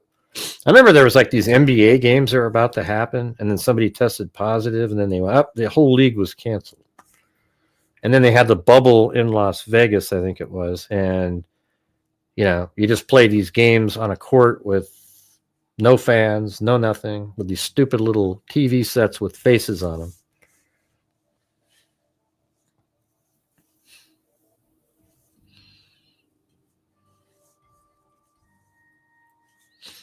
And going, let's see, and going to a Chinese New Year's party in America isn't putting you at risk for coronavirus because, believe it or not, viruses don't spread through race like Tucker Carlson probably told you. Tucker didn't deny saying that on his documentary. Willie Tepes, he's responding to him. Okay, highly doubt a. Now he wrote, Willie Tepes wrote, actually, I think he's responding. Okay, I highly doubt a tow missile launcher isn't going to work because it's raining and the drones available to civilian aren't capable of killing you. And even if you're right, and some of the military's weapon can be used in rain or snow, etc., how does that really matter? I can guarantee you aren't going to win a war by only fighting in bad weather. In my opinion, the only way to fight the government is with terrorism style attacks. Sneak a bomb into an essential building, and set it off before anyone sees you. Track down an important person, etc., and try to take them out. And sort of head-to-head fight is, let's see, even ambush surprise attacks likely aren't going to end well. A large portion of the war will also be propaganda information wars. Both sides will want people to join them, and a big deciding factor in wars is often which side has more popular support for them. But these are all just my speculation, and it's hard to know how a war will actually go. Let's see. And then that looks like that's the name of the account. And then he wrote, if a gun and badge is all that's needed, then authority obviously comes from the barrel of a gun. We have more guns than they do. There's no way we can avoid a war at this point, so you better just get used to the idea. And then he wrote again, I can't really see any downside to people who are sitting on an armory of guns. The more guns that are out there, the less likely a gun confiscation will be possible. Nope, guns do not guarantee a victory anymore than just fighters, tanks, and drones do. It is the fighting spirit and brains that wins. We have nothing to lose and everything to win. And the alternative, a global police state, is unacceptable. Nothing in life is simple, but that is no argument against doing it. So there you go. What if we could, I have a website here. I'm just wondering, I'm going to look up some of these names. So I have to pay a subscription to it, but all right, I'll try again, you guys. If you're out there and you have the ability to help support the channel, that would be great. Just trying to make up for yesterday a little bit. Right now, we're just sort of at a really low average night. So if we can do that, that'd be fantastic. Parents use fertility clinic to help conceive them. Never mind. God, where do people come up with this stuff? Let's see. All right, I'm going to put that guy's name in there. Willie _ Tepes. Okay, so it's just Willie Tepes. There you go.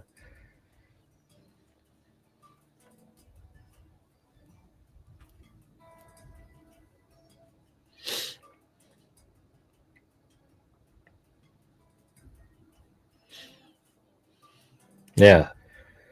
So this Willie Tepes also has a Telegram account that they didn't mention.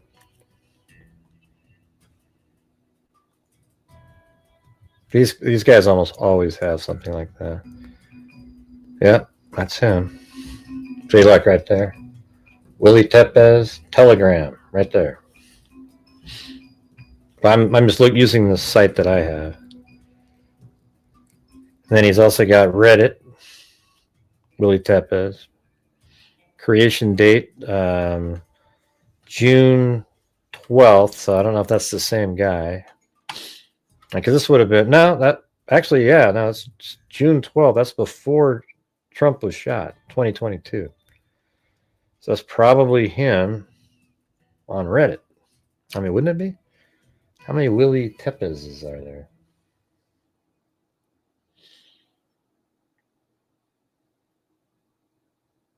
What is going on with this sub? Where are the moderators? I think this depends upon, this is, when was this written on? 200-year-old, some behavior value, but in Europe, no one cares if you find a clay pipe or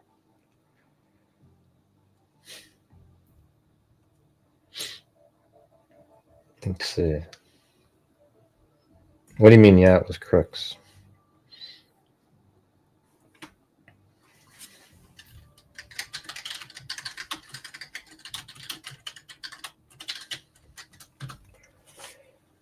I've never heard of these ruins. That was a year ago. Different comments were removed.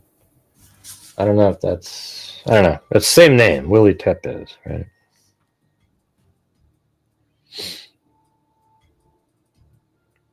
Wilfred Mensa. Telegram.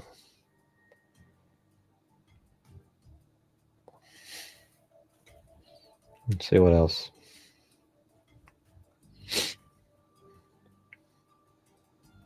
Gab, Reddit, Telegram, Bandfish, something like that.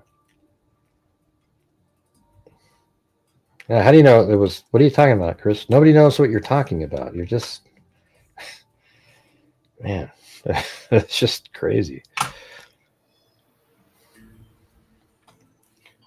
All right, so we got that one. I'm just looking up this guy here, but I want to look up the other accounts.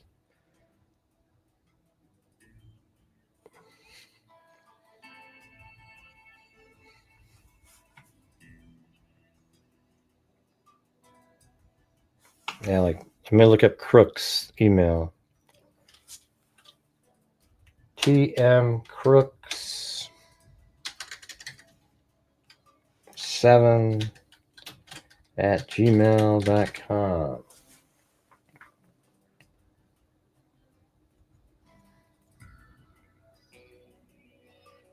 Oh, got too many dots.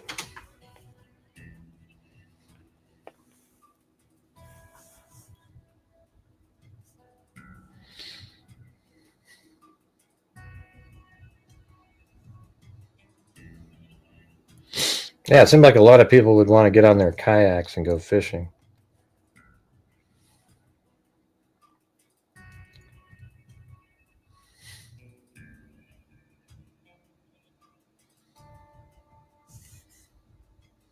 Yeah, sorry you lost your father, Wild Bill Lawson. But how do we get the ball rolling again in here tonight, you guys? We're having a massive lull. Have you noticed that? Like, just as soon as I gifted the 5 memberships, everybody just goes, yep, forget it. I just did that to kind of keep things rolling along. We need to keep moving tonight, you guys. So if you have the ability to support the channel, doesn't matter what the amount is. It could be $2, $1, whatever it is. We try to bring in funds every single night on the show so that at the end of the month, there's extra. You know, my channel's given $270,000 since January of 2020, right when the pandemic started. All right, so the Thomas Crooks email from Gmail has thechess.com, just like they said.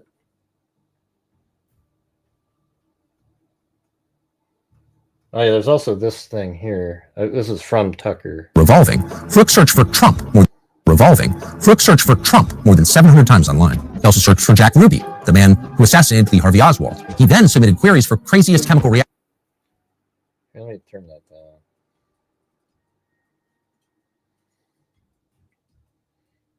Cars running over protesters, best places for mass shooting, Trump Civil War, Orlando shooting reaction, firing an AR-15.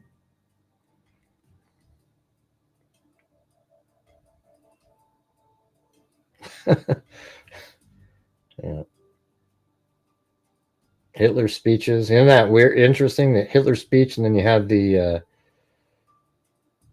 I don't know, that's weird because that's sort of anti. I don't know. It's such a weird thing because remember the whole fascist thing, anti-fascist.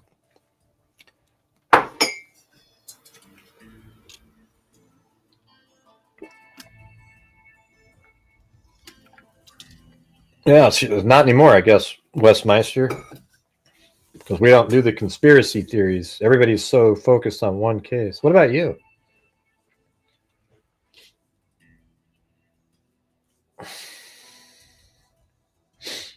Yeah, I mean, it just kind of depends. There's these lulls now. Like if, like during the Charlie Kirk and, during those first month of that, people were over here all the time. I got a lot of views, but if you don't peddle the conspiracy, it doesn't. But I'm just trying to figure out why it's just such a struggle in here, you guys, to, again, tonight, just after last night, it's just very frustrating. Yeah, so you got the Cora chat. I think I had other screenshots, I thought. Oh, yeah, that's what it was. It was in here. Right, so he had a Snapchat, Venmo. And he also had the chess. I see that here. Cora, I've got that.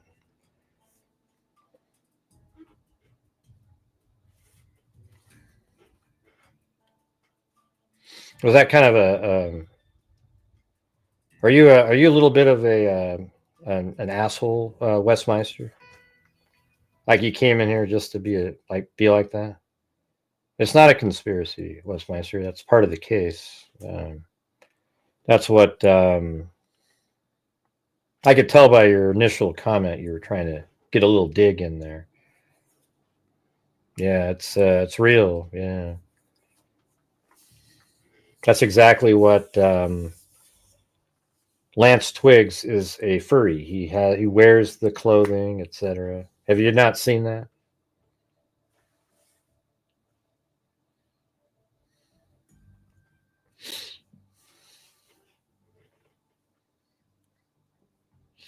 I'm just waiting to get more support in here tonight. This is it's ridiculous almost.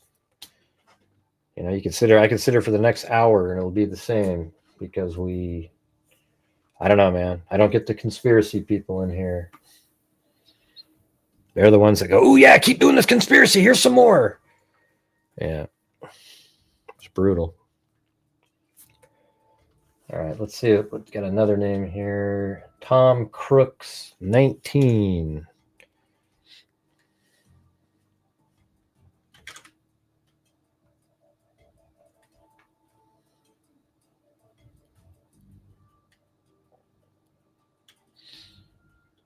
I don't know. I'm just going to block that person. So that's how it works. It's not a democracy. What is my verdict of what? What is my verdict?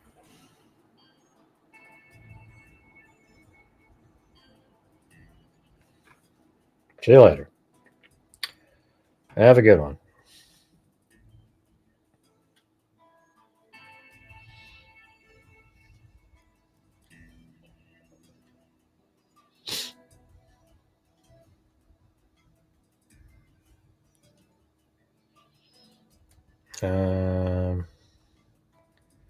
Yeah, there's nothing really on that one. The Snapchat doesn't even put his name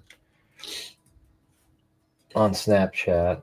Let me try the Thomas Crooks 12.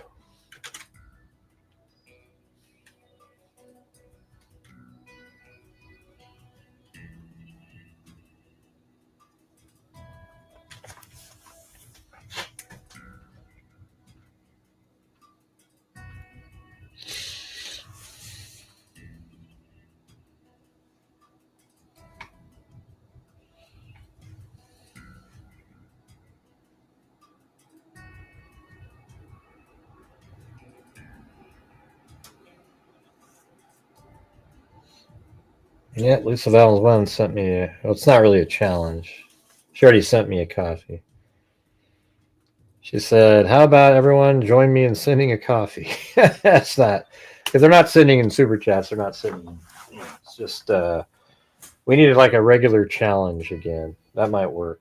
But other than that, it's just, I don't know. I don't know what to tell you guys. I worked my ass off. I spent all day getting all the clips and everything together to go over. And, this channel seems to be invisible somehow. It's really getting disheartening for me. I don't know whatever the trick is that you're supposed to do. That says Strava for that one. I don't think that's it. Okay, Colossal Microwave. Let me try that one. Yeah, that's weird because you had Colossal Microwave, the Epic Microwave, and Epic Microwave. Let me try those. Those have got to be him.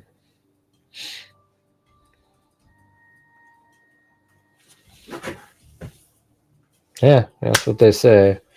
Doing great, but look how dead it's been for the last 40 minutes for no reason.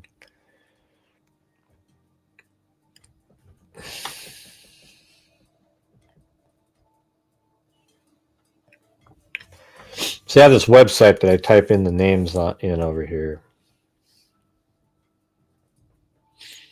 And that one didn't come back with the Colossal Microwave. So let me try the Epic Microwave.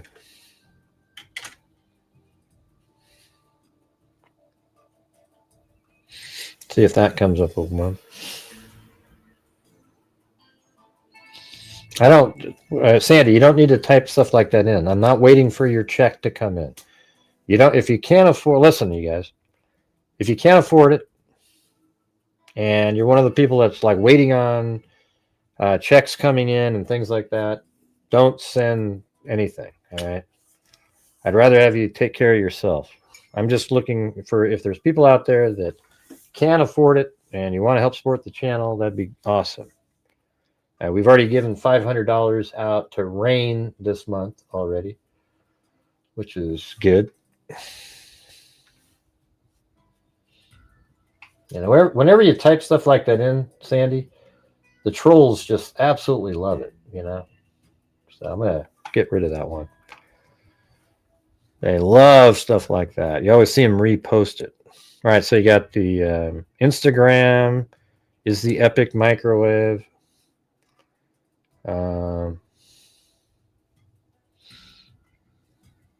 And then, yeah, that was Instagram. So, yeah, I have the same, I can find the same information. We've already found some of the stuff. So Instagram is the picture is kind of different, but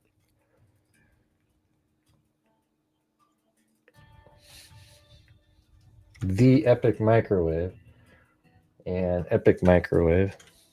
Try that one. All right, one last shot for the night, you guys. Is there any chance you guys could help support the channel tonight? We're trying to make up for last night. Any help would be great. Thank you.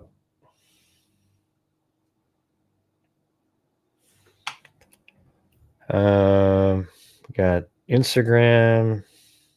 So that has the same person. The Epic Microwave and Epic Microwave go to the same exact information. Instagram, and then but the picture isn't him. So I don't know. But Lisa Belson's doing a freak challenge again. See what she says: if the freaks donate 5 memberships, she'll donate 5.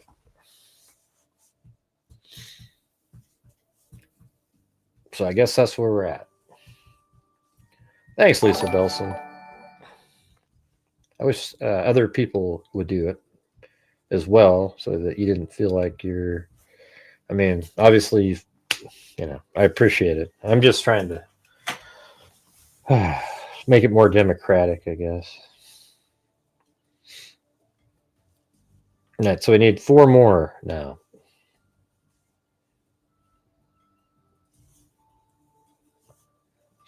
You bastard. Thank you, Bruce Holdaway. Yeah.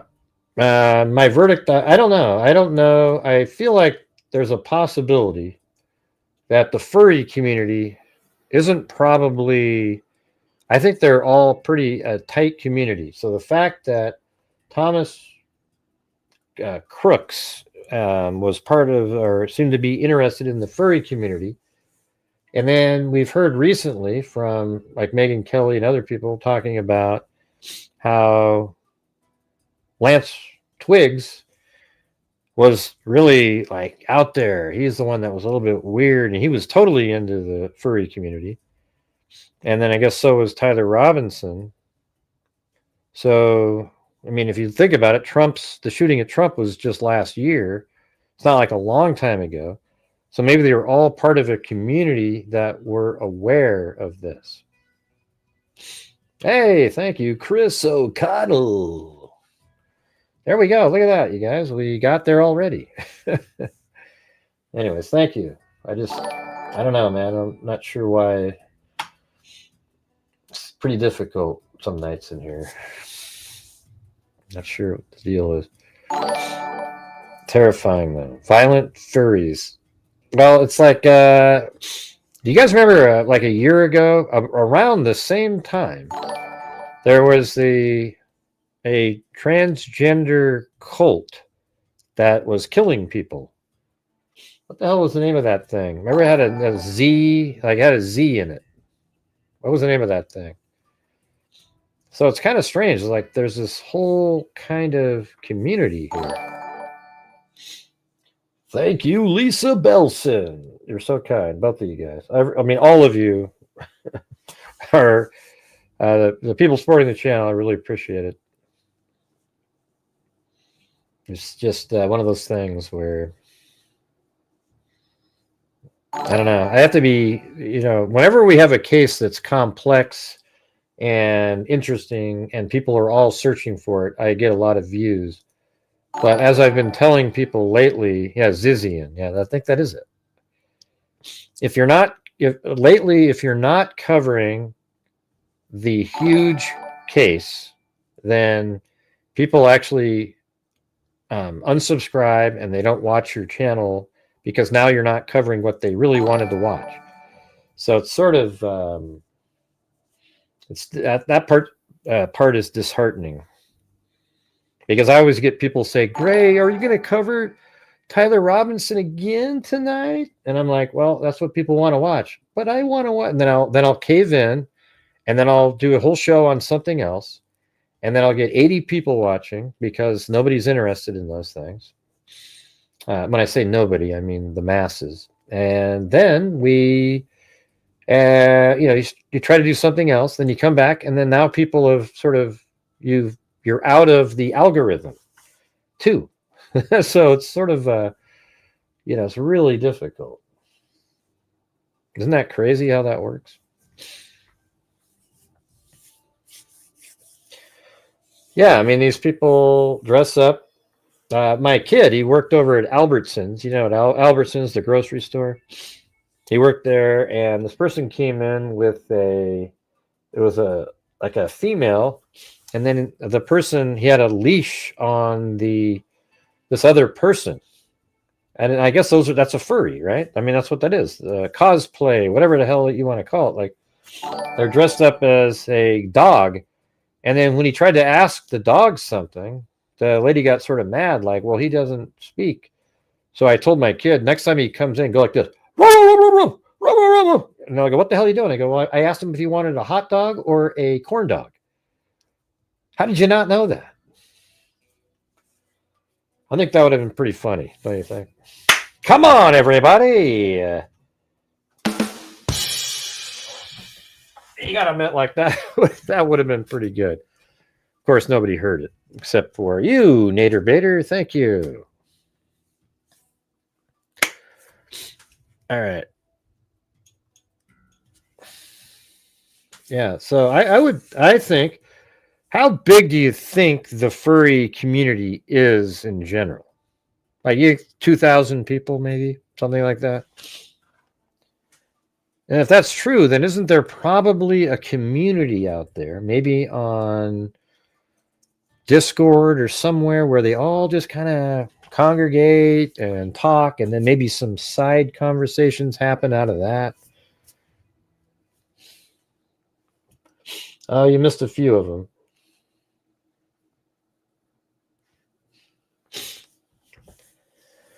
Think it's way bigger than that? Yeah. I mean, because, yeah, Portland has a whole bunch of people in that realm. What do you think, like 20,000? 50? All created during COVID?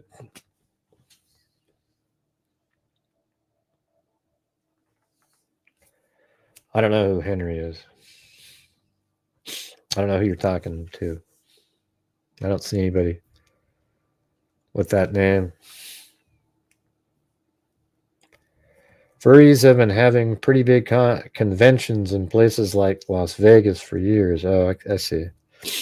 So maybe there's a whole different type, you know, like there's the furries, you know, oh, we've been doing this for years, blah, blah, blah, blah, blah. And then there's these people that are recently transgender that sort of co-opted the whole culture, but are different. You get what I'm saying?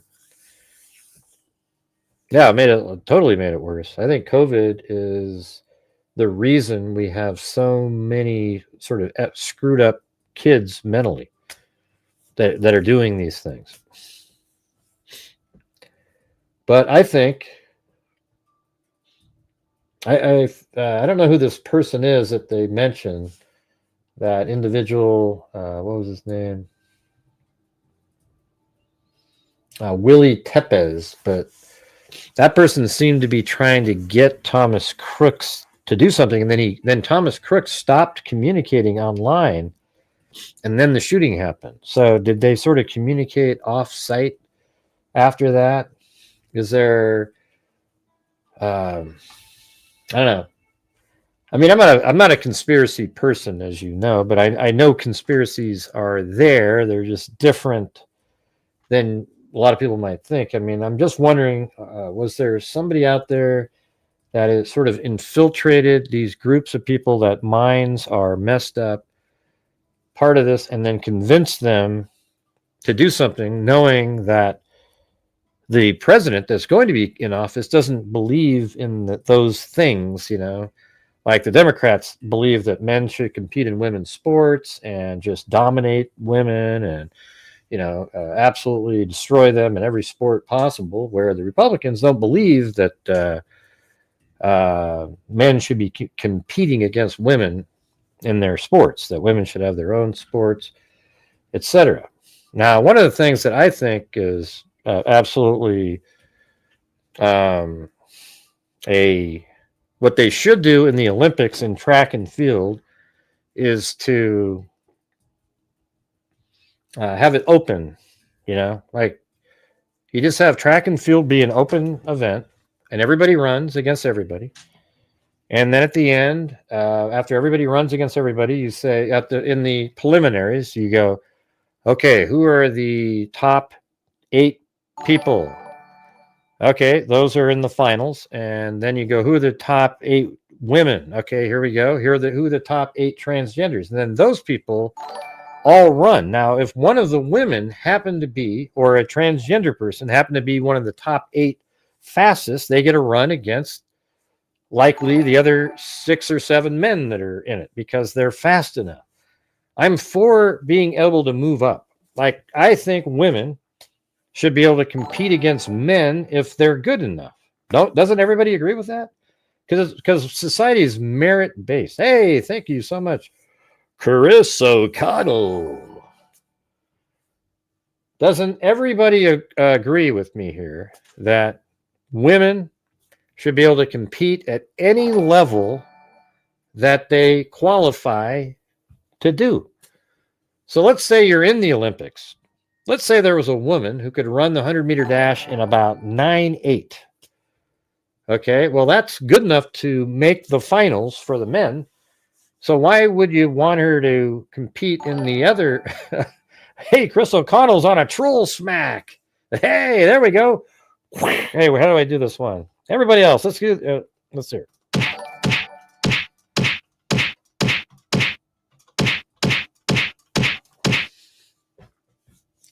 Thanks, trolls.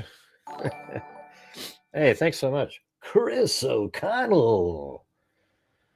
Yeah, but you guys, does anybody disagree with that philosophy right there? Wait, hold on. Dissector, the rejector. I'm a certified lie detector. Gonna get ya on a stretcher. You've been trying to make an old projector. Crime sector is my nectar. Reverse agrees, gonna give it an electric. Crime collector, freak connector. And I'm always gonna be a pup protector. Full deflector, interceptor. And I'm an inspector with a vector on his vector with a respect all. Oh, that's as good as I can do. That's as good as I can do. All right. Yeah, so I think that's sort of what it is. Remember when I forgot what her name was, but she played. I was like in Indiana. She was a female basketball player, and she tried out for the Indiana Pacers or something. She didn't make it, but she tried out. You know, she got a shot at it. Just like Michelle Wie, when she was 13 years old, was so good at golf that she played in a men's tour in Hawaii and missed the cut by one. I mean, how crazy is that right there? When she was 13, she was 6 feet tall, get it 300-yard drives. But man, that was the craziest thing I've ever seen in my life. Shot a 67 the second day in the Sony Open. But yeah, I mean, why shouldn't you be able to do that? And that's the thing. But what doesn't ever made sense was having a male go, oh, hey, I'm a woman now, and then compete against women. I've said this for 6 or 7 years on this show.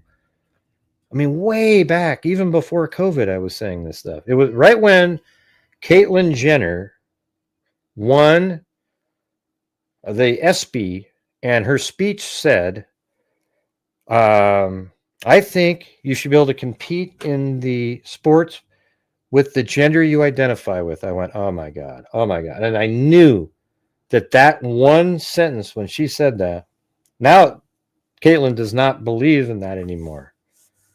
Okay, but that I knew that was the moment. Oh my God, I was so nervous for women's sports, and it actually came true, and it became a thing. I mean, I think anybody who supported that should be ashamed of themselves and embarrassed. And the fact that you caved in to society and, had to believe it, or you got like just absolutely, excoriated by your peers. I mean, it's crazy. I think most parents of transgender people realize that that's not normal. You don't allow that. It's the other parents that want to be cool in their little clubs, etc.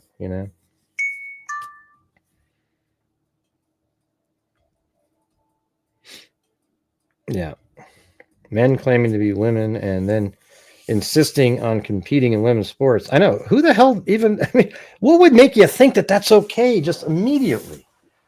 Yeah, let's see. I got cut from the team. Oh, I got it. I'm going to be, like you were the last cut from the men's team. So now you go, ooh, tell you what, I can, now if I'm a woman, I can go play on the women's team and be the starter. It's just stupid. I don't know. How did this be? Let me just ask you guys something. How did this become a thing? Isn't that something when you look back, you just go, God, you're right. Like, how was this a thing?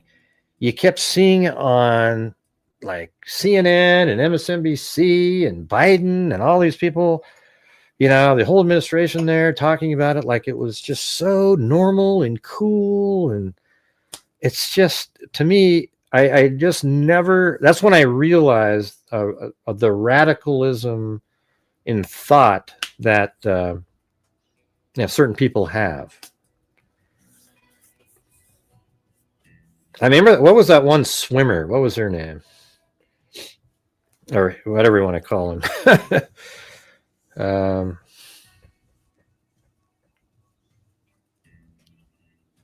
Who are you talking about?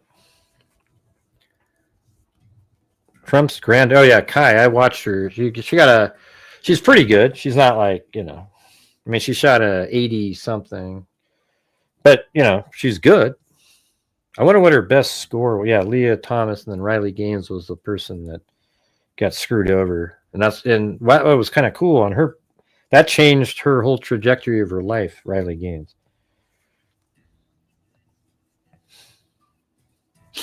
I know, yeah. These people that are developing relationships with AI and have these really deep conversations, and yeah, I mean, it's kind of sad that's, you know, I mean, I can see how that could happen because, you know, when we've done those things with AI, especially if you apply a voice to it, you know, you it's kind of a, you know, the bro mode, you know, they're just like a regular person talking to you.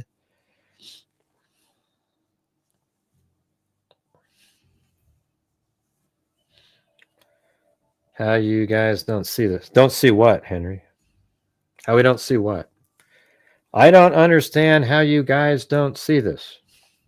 Oh, that's going to be a troll, right? Let's get rid of that person.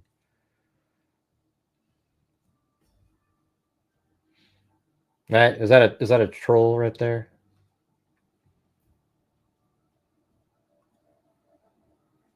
I don't know. It wasn't. It's kind of an older account. I don't know what they're talking about. I guess we'll have to wait and see. What are you referring to, Henry? Oh, Henry. Troll. That boxer in the Olympics had a lot of respect for one woman who refused to get in the ring with him.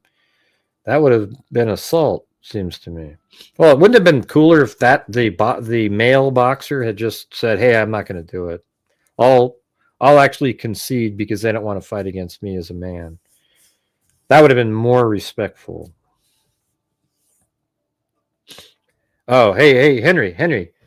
Tyler Robinson is the shooter. Okay, that's clear as day, right? And you know, there's this guy up there because I guess you know, Candace Owens isn't showing her clip where she said that. What was it? She said, "Oh, Erica Kirk has something to gain if, you know," but she played another clip and goes, "Hey, where did he get that from that?" Well, because that's not where he got that from. I mean, make no mistake about it. At some point, she might not be able to now because she's already claimed that she won't accuse Erica Kirk, but she's really close all the time. Oh, really? I don't keep following that person.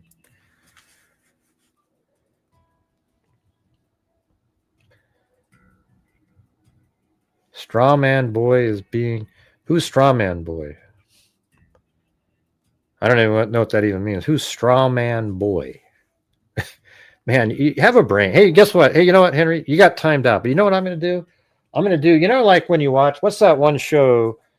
Americans Got Talent, or, you know, American Idol, and they have the golden button where the person makes it to the final show. Well, I'm going to go ahead and remove you from the channel permanently with the golden button because I think you're an absolute embarrassment. So have a good one and goodbye. Thank you very much. You just got the golden button. Hey, thanks, Chris O'Connell. The troll spray. There we go. You're the weakest link. Yeah. What constitutes a troll? Somebody in here that's just making comments to rile up people with no rational thought. Are you one? Just an ordinary mom? Because he hadn't commented all night until that one.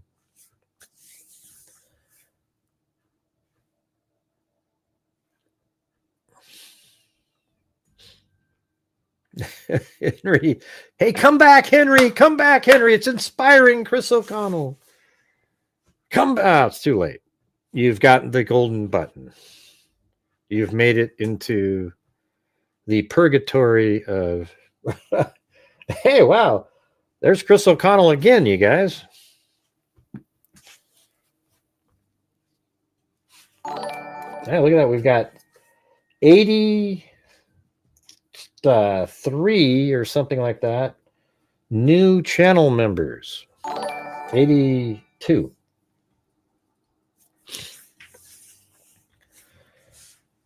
Where's the answer? Just an ordinary mom? I'm waiting for your reply. Usually it's a troll when, like what you just said, is what makes somebody a troll, and then I ask you a question, and then you don't reply to it. When you say nope, what does nope mean? Nobody knows what that means. Just nope. Okay, I'll give you about 20 more seconds to come up with a reasonable reply. Let's see. If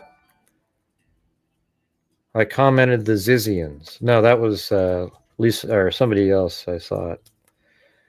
You might have also said that, but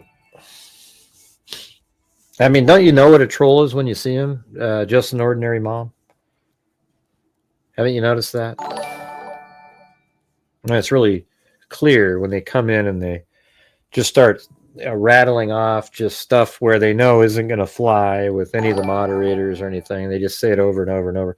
You can have a different opinion. You can come in here and say that you don't think Tyler Robinson is the shooter, and that he was some other person, blah, blah, blah, blah. You'll be absolutely wrong. You know, that's okay, though. I'll let you know that you're wrong, and it will be your reply back. When if you say I'm a Fed or something like that, you'll be removed from the channel. You get how that works? What do you mean, Gray? Are you scared to be called a Fed? Is that what you're saying? You already said that, just ordinary mom. Somebody else also said Zizian before you. All right. Oh, God. Oh, Jesus. Oh, Jesus. Yeah, maybe come back in 10 minutes. Whew, wow. Why does Twitch get dancing emojis and YouTube doesn't? Because Twitch is made for gaming. YouTube doesn't do that.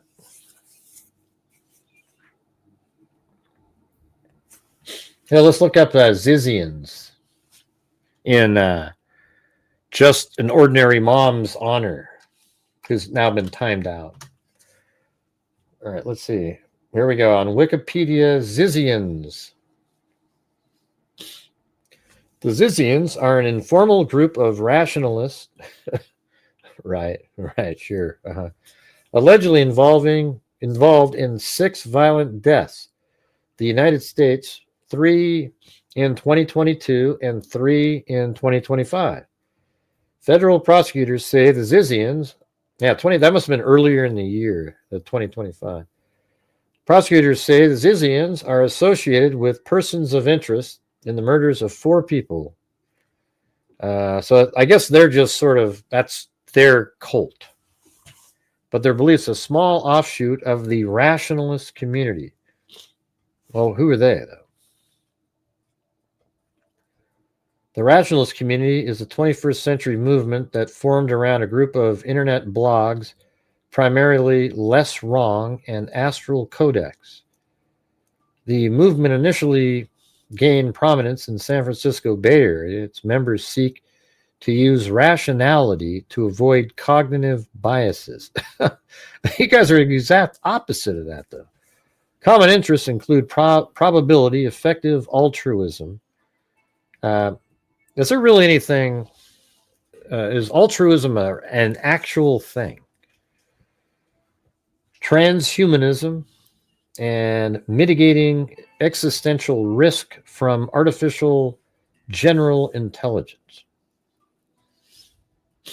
All right. Anyways, Zizians have unique psychological theories such as debunking aimed at liberating people from societal constraints.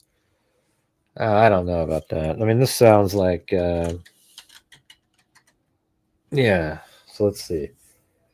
A small offshoot of the irrational community, Zizians hold a distinctive ideology combining anarchism, yeah, right, there we go, veganism, transhumanism, and radical interpretation of the rationalist and effective altruism. They identify as vegan anarcho-transhumanists. Oh my God, man. Look at that.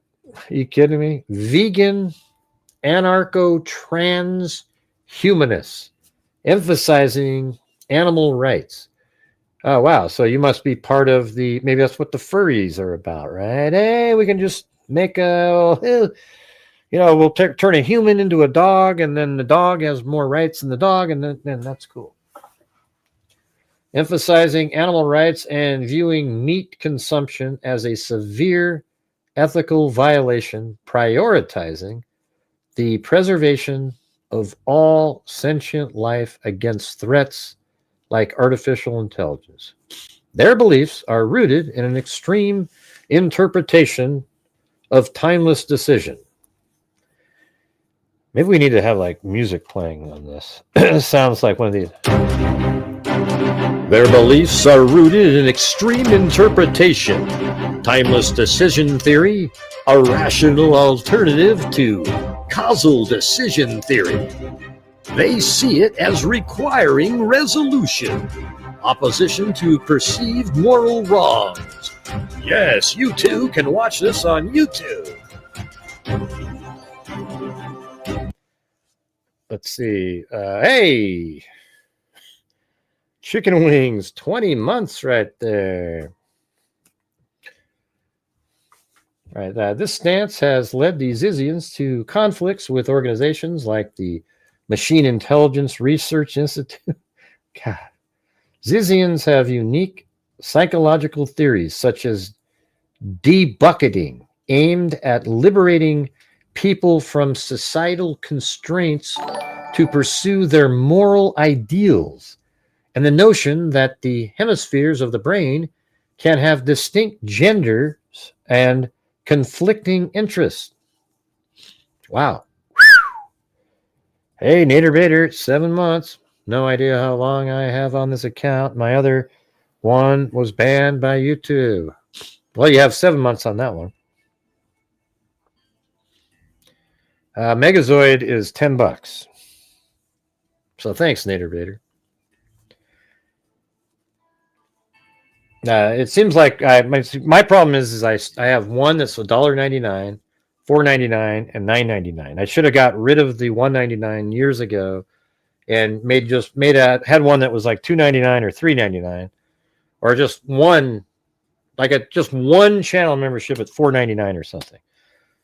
You know, because everybody, when they sign up, immediately go for the $1.99 one. And it's like if you had 1,000 people at $4.99, you'd have a good start to the month, you know. But instead, it's like 800 at $1.99, and then probably. But I don't want to get rid of the $1.99 one, because I think right now with the economy and everything, people, you know, it's probably people who can't really afford something more, you know. Maybe, I don't know. But yeah, just kind of like. Everybody defaults to that.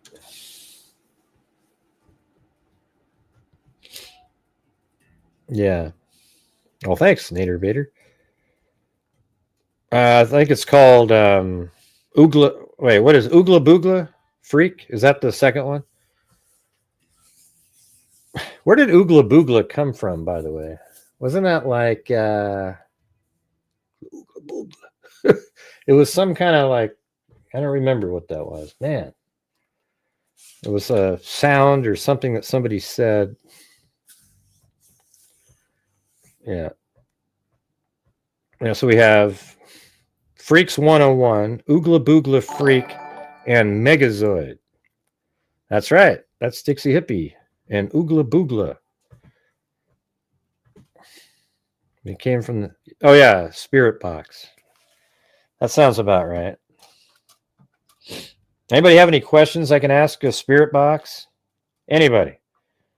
What do we have? Give me a question. All right, go ahead. Ask me a question. What is it? Show talking about psychics. Oh yeah. But what was I saying about that? Oogla boogla. Oogla boogla. That's crazy. Oh God. Who's got a question for me? Let's see if we can get the Spirit Box to answer it. Go ahead. Anybody? Anybody at all? Anybody want to call in tonight?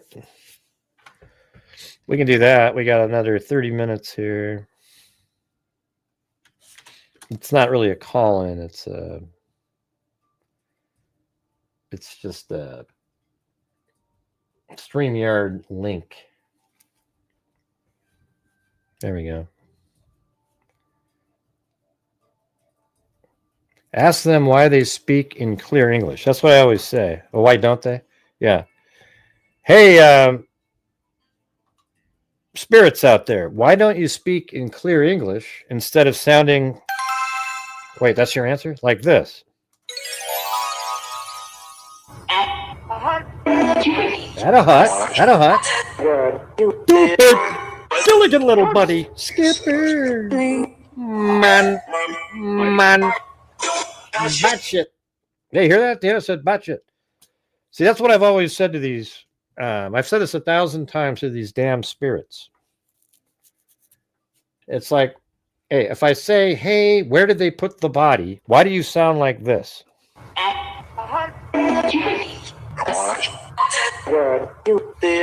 Stupid. I'm putting a furry there. You hear that little bark? Man.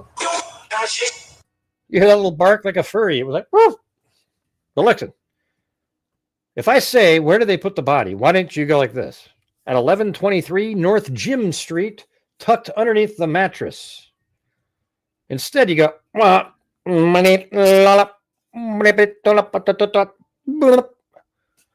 come on, ghost, help me out a little bit, for God's sakes. What in God's name are you guys doing? Do you want to help or not? Yeah, so that's what I've always said to these spirits. If they could just be a little more helpful, maybe have one voice, for example, and speak clearly, where I can actually dictate notes. We would really get some cases solved out there. Yeah, I heard the bark too. I heard the bark and I heard the, look at, these are the ones. First words are at a hut. Okay, so that's where the body's located. At a hut, listen. You hear that? It went at a hut.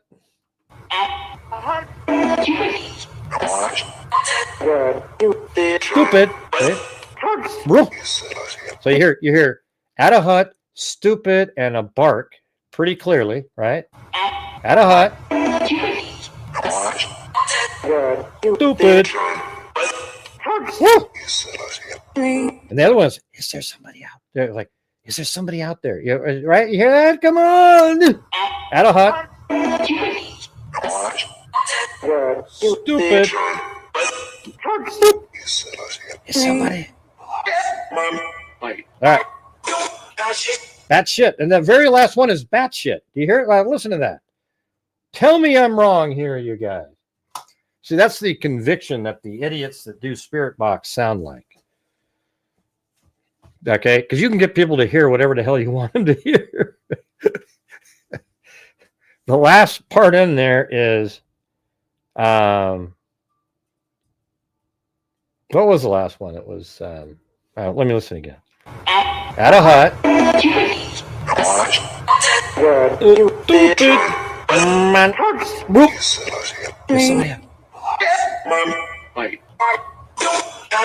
Okay, batshit. That's the last word, batshit.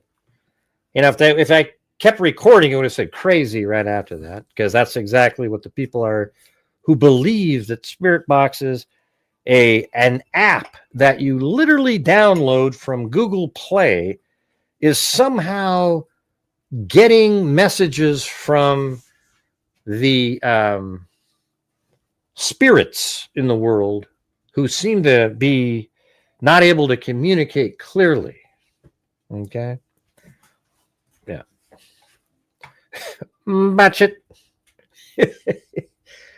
We still got to do the competition where you actually record the audio and you try to imitate it with your voice. So you go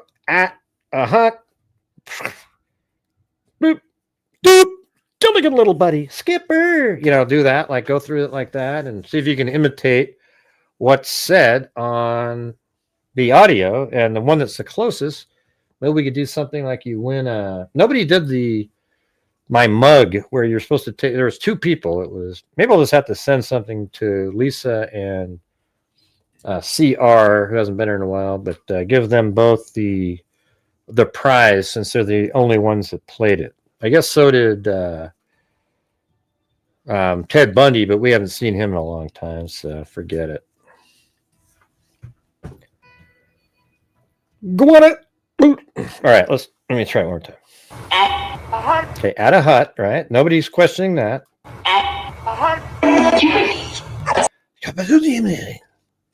Do you think there are spirits in the world, but not in the app? No, if they're not in the app, forget it. I don't know. I don't know. There might be something like that. I don't know what you call it, but you know, like some people have intuition. Some people have, you know, what do you call my experiences? The ones that I've had, you know, like when I was outside, you know, like my brother died in 1986. I've told this story 1,000 times, but there's probably new people here. He died at the University of Oregon in 1986. He was 22. I was 20.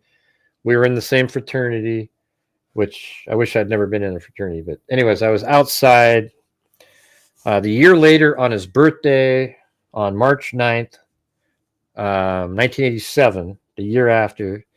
The basketball court had a plaque on it, and they named it after him because he was always out there playing. So a year after that, I was shooting hoops in the rain. You know, March, it rained. So I was just out there shooting in the rain, just kind of thinking about him on his birthday. And I look up in the sky, and this dot is up there. And the dot started getting bigger. It turns out it was a balloon. And the balloon floated right into my hands, and it was a happy birthday balloon. I mean, what in the hell odds are that? I mean, you're talking about on his birthday in the rain. That balloon could have floated 2 blocks over to the side, and I would never have seen it. But it lands right in my hands on that court. What does that mean? That's pretty crazy. I don't care what, you know, whatever odds you come up with. That's the craziest damn thing you've ever seen. All right. So there's got to be something.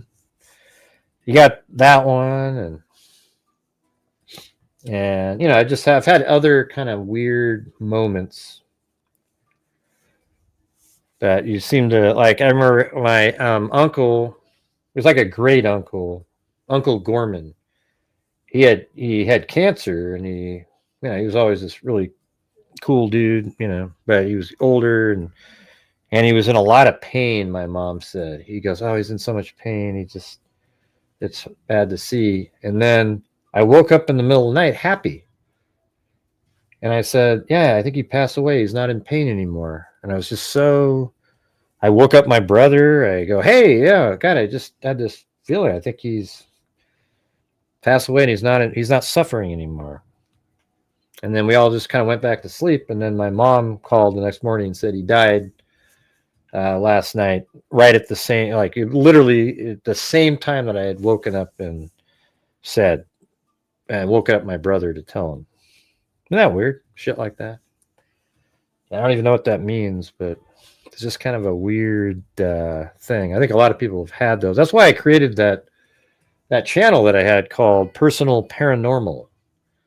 You know, That was. I wonder if is it still out there? I've got to have that, right? Let me see. It's got to still have the channel. Personal Paranormal.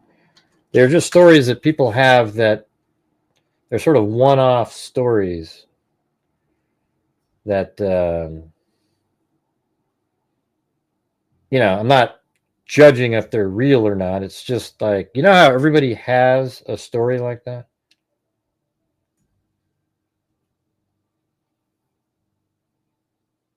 Oh, there it is. Wow, look at that. It's actually just called Paranormal Experiences. It used to be Personal Paranormal, but then I realized somebody. So here it is right here. Look at that. These are so old. You guys want to watch one of these? They're pretty crazy. I probably look totally different. I mean, these are 2019. Look at this. But do you guys want to watch one? I'd spent a lot of time when I made these, and look they don't even have hardly any views, so it wasn't worth doing, unfortunately. This one right here is 7 years ago. Let's see. One is July 22nd, 2018. All right, let's watch this one. There we go. I don't even know if my face is on it, because these are just videos that I made.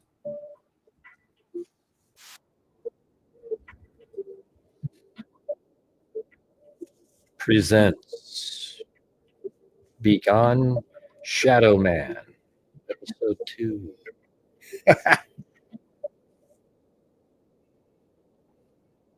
Experienced by Paul Yowler. Yeah, look at that.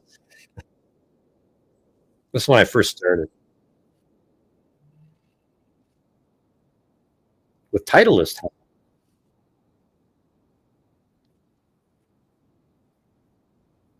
Even a little bit more dark in there.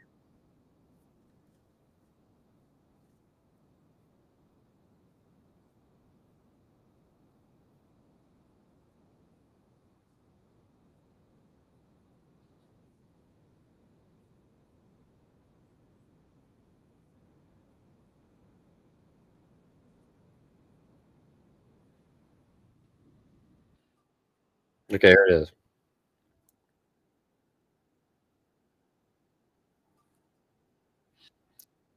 Look, this is such a cool story because this guy is just like a regular person that didn't believe in any of this stuff.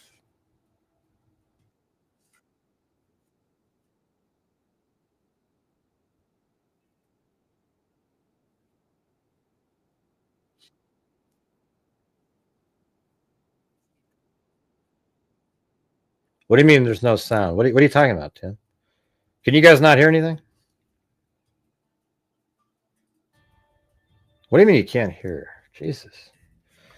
What's going on? Why are we doing this again in here? Oh, wait, it's that stupid... Hold on, I can do it. I got to turn off echo cancellation. Then I got to go back out here, and I just remembered. God, I hate that.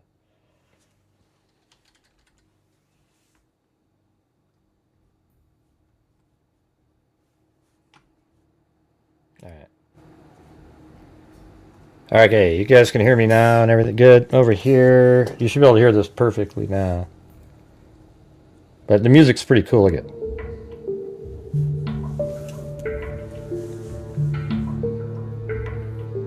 Let me know if you can hear it. Experienced by Paul Yowler. Hello, this is Gray Hughes. Thank you for joining me today. Look at my voice. It's just so, like, scripted. This is a new episode of Personal Paranormal. This is episode number 2, titled Begone Shadow Man. All right, here we go. Regular job, wife, just kind of an average, everyday guy, you know, regular job, wife, 2 kids, dog, or had a dog. She's passed away now. And I never really gave too much thought into paranormal type activities and stuff. I kind of attended church infrequently, you know, mainly Easter, Christmas Day service, or day before, just the holidays and stuff. I guess my story would start really with saying The house that I'm still currently in, we bought it in July of 2013. To my knowledge, I believe it was built in 67. It may have been 69. I didn't actually go and check, but I know it only had 2 previous owners, the original owners from the 60s, and then the people that we purchased the house from in July of 2013. Hey, Paul, do you know any history regarding this house?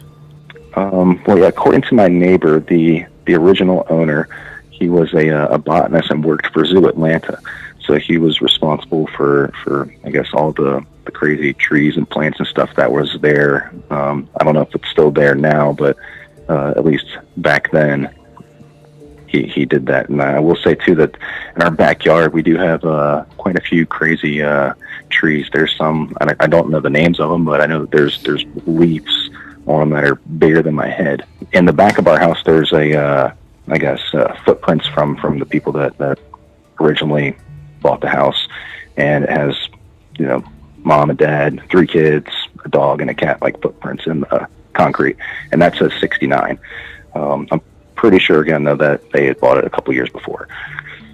So anyways, when we bought the house and we moved in, pretty much immediately, I'd say 2 or 3 days once we moved in, I started hearing just kind of strange noises. And I'll preface this with saying, before we moved here, we lived in a brand new townhome, and I never really had to deal or mess with anything in the houses before. But some of the strange things that we would see or hear, I guess I'll start with hearing, in the house was what sounded pretty much like human-type footsteps on our roof. The house does have an attic. It's small. It's a kind of a ranch-style house, so it's pretty loud. There was a couple times, too, that my wife was even like, that sounds like there's something on the roof. Go and check it out. I have looked in the crawl spaces. I've looked in the attic. And then I've even taken the flashlight and gone outside in the middle of the night sometimes and shined it up in the roof to see, this giant possum or something crawling on the roof. But we never see anything. You guys still here? Other times I would hear coming like our hallway, just like the floor. It would almost sound like someone's walking, but not like thumps. It'd just be kind of like the wood would kind of snap and pop. But it would be like 2 or 3, and it would get like closer, almost like it coming down a line towards you. There'd be multiple times where, we were just sitting down, watch TV, or I'm a night owl, and I watch a lot of TV. But you'd hear just like, pop, pop, pop, pop. And it would kind of get, or squeak, pop, whatever. And it would kind of get louder, almost like sound effects someone's walking down the hallway. Basically like a creaky floor sound, right? Yeah. And, I've always been skeptical, like I said. So I would chalk that up to being, hardwood floors. They're old, expanding, contracting as, it's hot in the summertime and you got the air going inside the house. So it's going to make some noise. Yeah, so that's always pretty much happened from when we moved in throughout my experiences. Then I guess I would say probably about 1.5 years later, right around 2015, we had a dog the whole time too, and she would always stay downstairs. She was an English bulldog, and I guess they're slower kind of dogs. They don't like to go up and down the stairs, and my daughter's bedroom's downstairs, so she'd just hang out down there all the time. But her room was pretty much like the kids' playroom, and just out of the blue, she started barking. And she would bark at night, and I'd go downstairs, and she wouldn't be at the steps. She could kind of come and go if she wanted to, or she could go into my daughter's room, but she would always be kind of looking at this wall next to a window, and she just... I actually got a pug barking, so it would be the sound. Hey, wow, thanks, Chris O'Connell. Wow, so kind. You and Lisa Belson and others have really helped out the channel tonight. Made up a little bit from yesterday, for sure. Bark. So I'd always get her to stop. And probably once a week, maybe sometimes twice a week that would happen. Most of the time it was at night, too. There would be some times where it would be during the day, but I'd say 90% of the time it happened at night. So I'd always run downstairs, try to get her to stop, because I didn't want her to wake my daughter up. Never really thought too much of that at the time. I actually do some cool stuff in here, you guys. You should watch this. I mean, it took me forever to make these. I kind of just thought, oh, well, maybe, you know, she is starting to get a little old. Bulldogs only have like a 8-year life expectancy, or maybe there's, since it is kind of the basement or a little bit below ground, maybe she's hearing something inside the wall squeaking or something. I don't know. But you know, it was strange, but it was nothing that really still alarmed me too much. Yeah, I was going to say, and Bruce Holdaway. Yeah, Bruce Holdaway helped out. You got everybody's helping out. I'm just saying, you know, I got to do the special thanks for the. Everybody deserves special thanks, so that's why it's sometimes hard to just single out a few that are really supportive, you know. But anyways, here we go. Would keep happening. So every once in a while, sounding like something was on the roof, or like louder thuds would happen, and the pops and stuff would still happen. All like the time my sound effects again. Then one day, I want to say, I'm pretty sure it was in the fall time. But she was barking, and I went downstairs, check on her, and we have kind of a little L-shaped couch down there, and there's some pillows on it. It's like like a big pillow, a small pillow, a big pillow, small pillow that kind of goes around it. Yeah, he like sent me all these pictures. Like everything that you're seeing is actually in the house. And the pillows were on the ground. So I was like, oh, she was on the couch and knocked them off, and now she's barking. She wants to play. She wasn't really like jumping around or nothing much, but you know, I was like, all right, play with you, play with her for a little bit, and then put the pillows back up. Now, like I said, the way they're set up, it's like a big pillow and a small pillow, big pillow, small pillow, and the big pillows are in the back, and then a little small pillows on front of it, kind of holding it back. That's right. That's right. Thanks, Henry. So once I put them all back, and then I pretty much almost right away, I put it back, put the little pillow on top of the big. I turned to go back out of the room, and it's like as soon as I took one step, the white pillow had like hit me in the back of the calf, and it was a little weird. I did feel kind of eerie because I was like trying to play it back in my mind. You know, did I put them on differently, or did I just barely put it on? Was I in a rush and it turned? But it was like, no, I had them on there the right way. And it's strange that the bigger one would like basically slide out, so I could explain it, because the little pillow was still on the couch, like slide out and be on the ground. So I don't know. It was weird for sure. So after that had happened, nothing else really happened for a while. Still the dog barking at the wall, sometimes at night. Still me going down there. Still every once in a while barking at the wall, cracks. But that was pretty much it. It was quiet for a while. Otherwise, but then the biggest and the strangest thing happened fall again. I want to say October, November-ish, 2016. And that was the first time I had seen something. I was up late at night. Yeah, like the usual. I watched all kinds of stuff. Our den kind of TV room is kind of, it's like sunken in. So I was watching TV. I fell asleep on the couch. Directly behind, I guess I should say, directly behind the couch is an elevated area. That's where our kitchen is, and then it goes back off into the rest of the house, like a typical ranch wood, long hallway, doors off of each, area. So I'm asleep. I wake up because I hear what sounds like steps and pops again, and I'm like somebody's walking down the hallway. TV's still on, and I see just to the left of the TV on the wall, like a very tall, dark shadow. Looks like just a regular person shadow. I'm still, somewhat asleep, but it's definitely there, close to the TV, and it's right there. I see it. I stand up, and I turn and look behind me towards the kitchen to see, all right, my wife's probably walking down the hallway, because many times she'll come in and she'll say, hey, wake up and come to bed. But there was nobody there. So I turned back, like, what was that? And I still see the shadow, but now it's moving. over to the left, like a normal person shadow would be walking, and it's going to the left, and it just kind of disappears into the corner.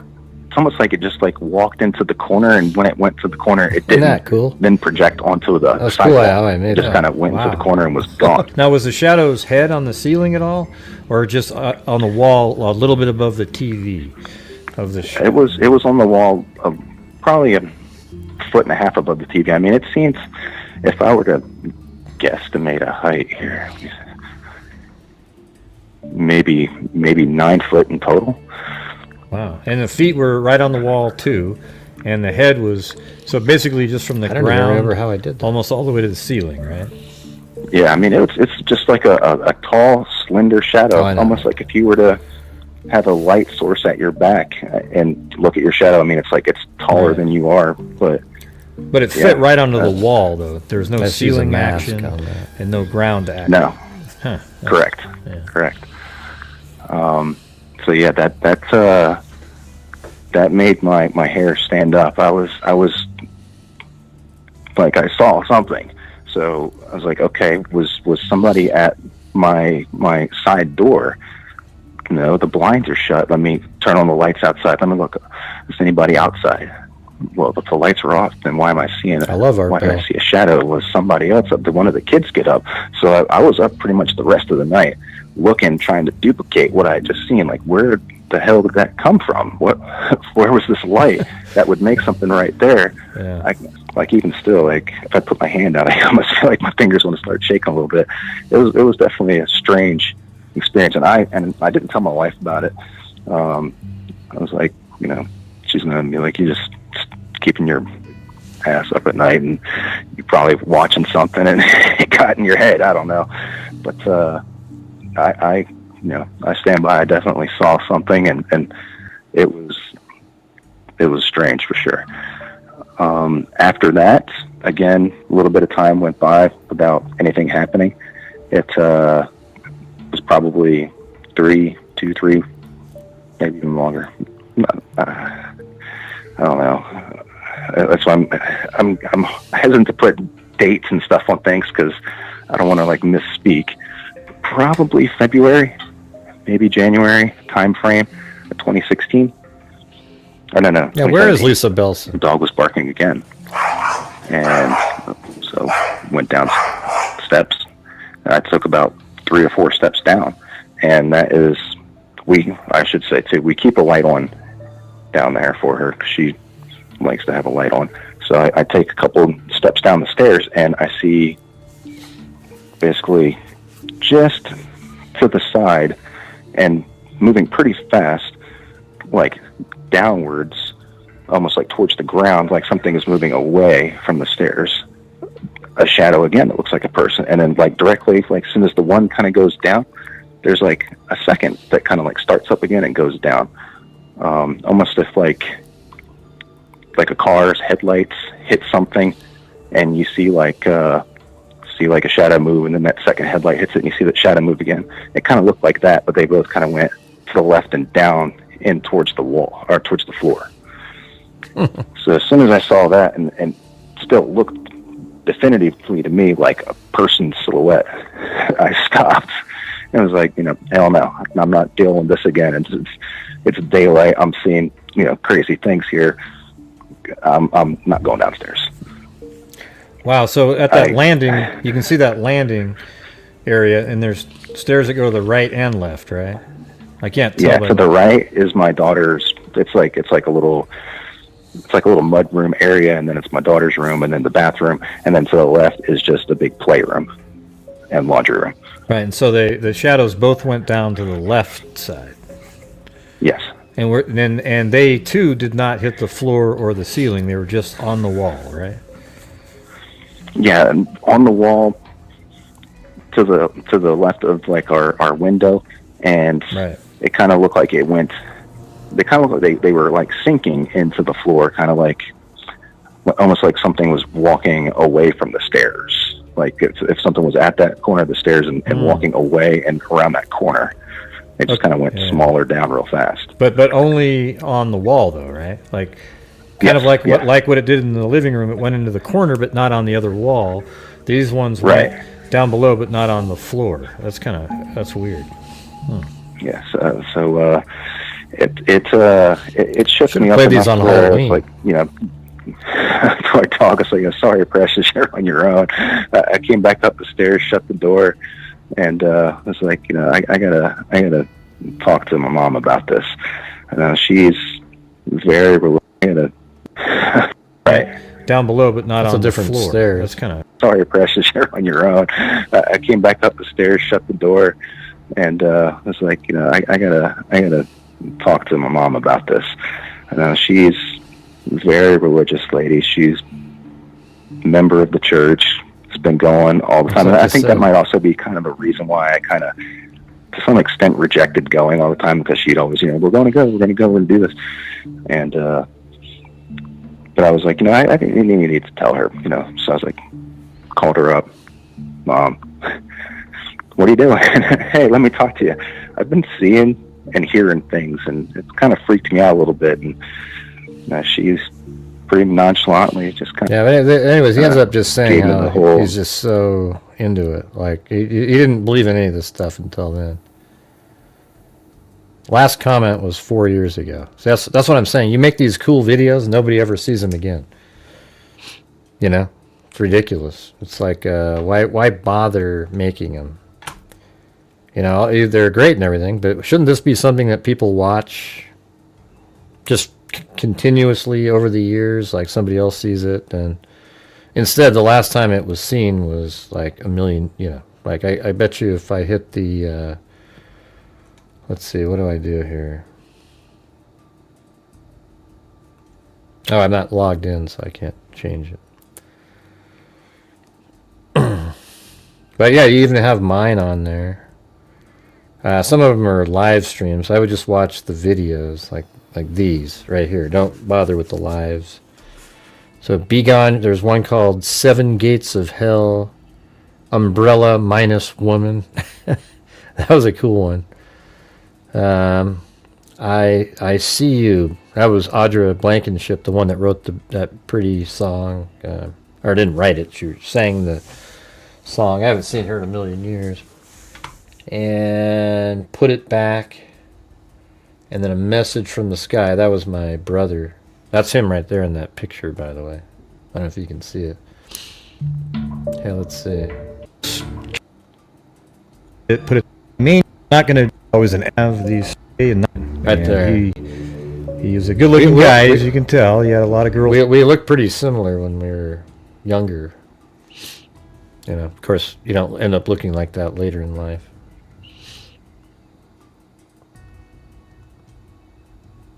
Basketball at so I actually tell the story, with the mat with the 3D. Theta Chi fraternity at U of O, and he That's weird went because the inside, basketball took a hoop's shower. still there and everything. Crazy. All right. Well, anyways, if you want to go check it out, it doesn't do anything for me, but you got it's called Paranormal Experiences. It used to be Personal Paranormal, but I think I got rid of that. So there it is, right there. Yeah, people watched it, but you would think it would still be making it out there for people to watch. That was when I had 16,487 subscribers. All right. Well, anyways, thanks everybody for being here. Appreciate it.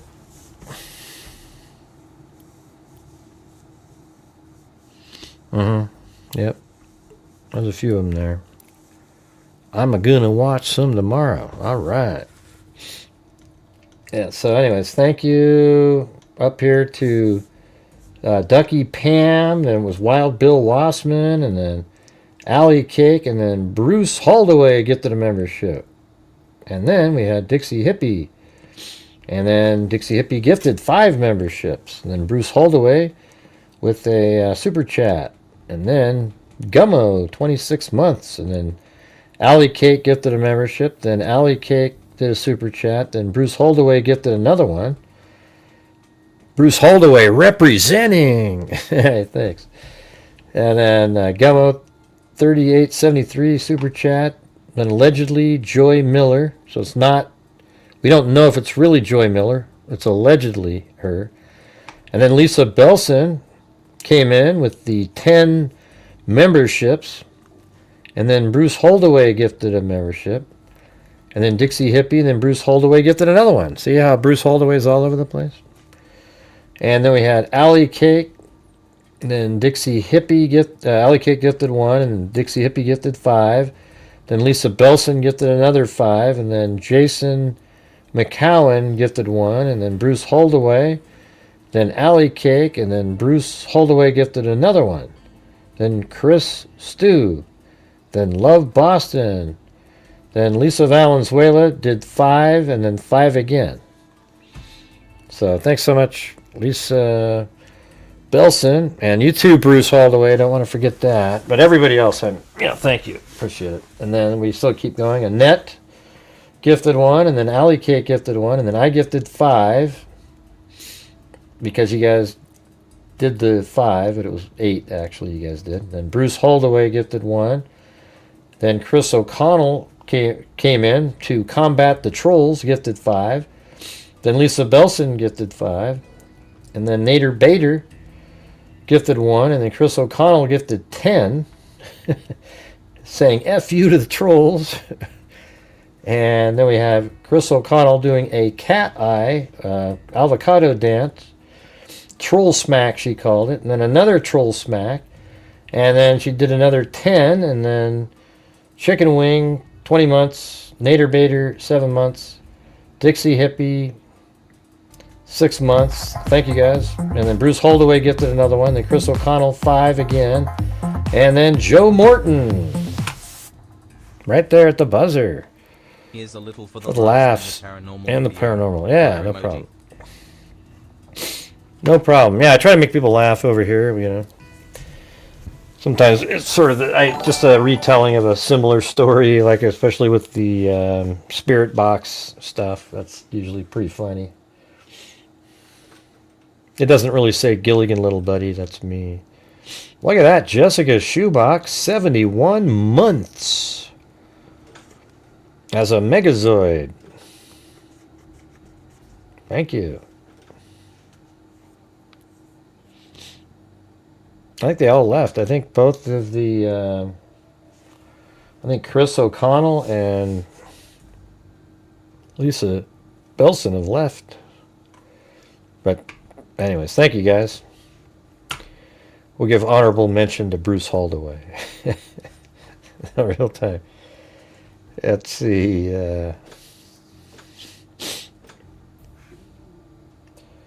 Yeah, so I think we made up for yesterday. A little bit, you know, we could say. I don't think people are that interested in my transcript reading of the Delphi case. It's just like, if you get 45 people watching, you're doing good. But anyways, my takeaway from this is I wouldn't be surprised if Thomas Crooks, Lance Twiggs, and Tyler Robinson were in a similar group of people a while ago. And they're all part of a similar movement to do what they've been doing. You know, the attempt at Trump. The second person, I think, was totally, you know, outside of that. You know, the guy at the golf course.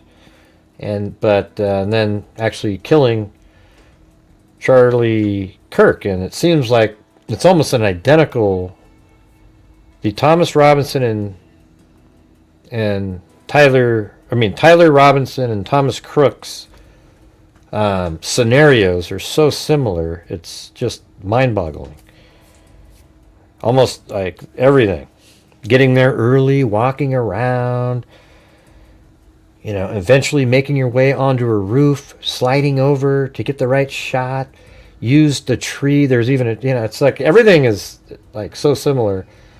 It's crazy. I mean, Paramount Tactical was covering Thomas Crooks too with me. I think we did a show together even on that one. And we both said, I think while we were when we went to Orem, we said, man, they're so similar. It's crazy. Especially just the way, you just look at it on a map. It's just like the same kind of, like on a roof, slid over, took the shot. He was probably going to try to get the hell out of there too, but just wasn't able to do it. I almost, but in that case, I don't know how he would have got out, Thomas Crooks. Tyler Robinson, he had it all planned out. Maybe he'd learn from Thomas Crooks. All right. Anyways, thanks everybody. Really appreciate it. And also don't forget Lisa Valenzuela for the coffee out there. And no, you didn't get any coffee followers.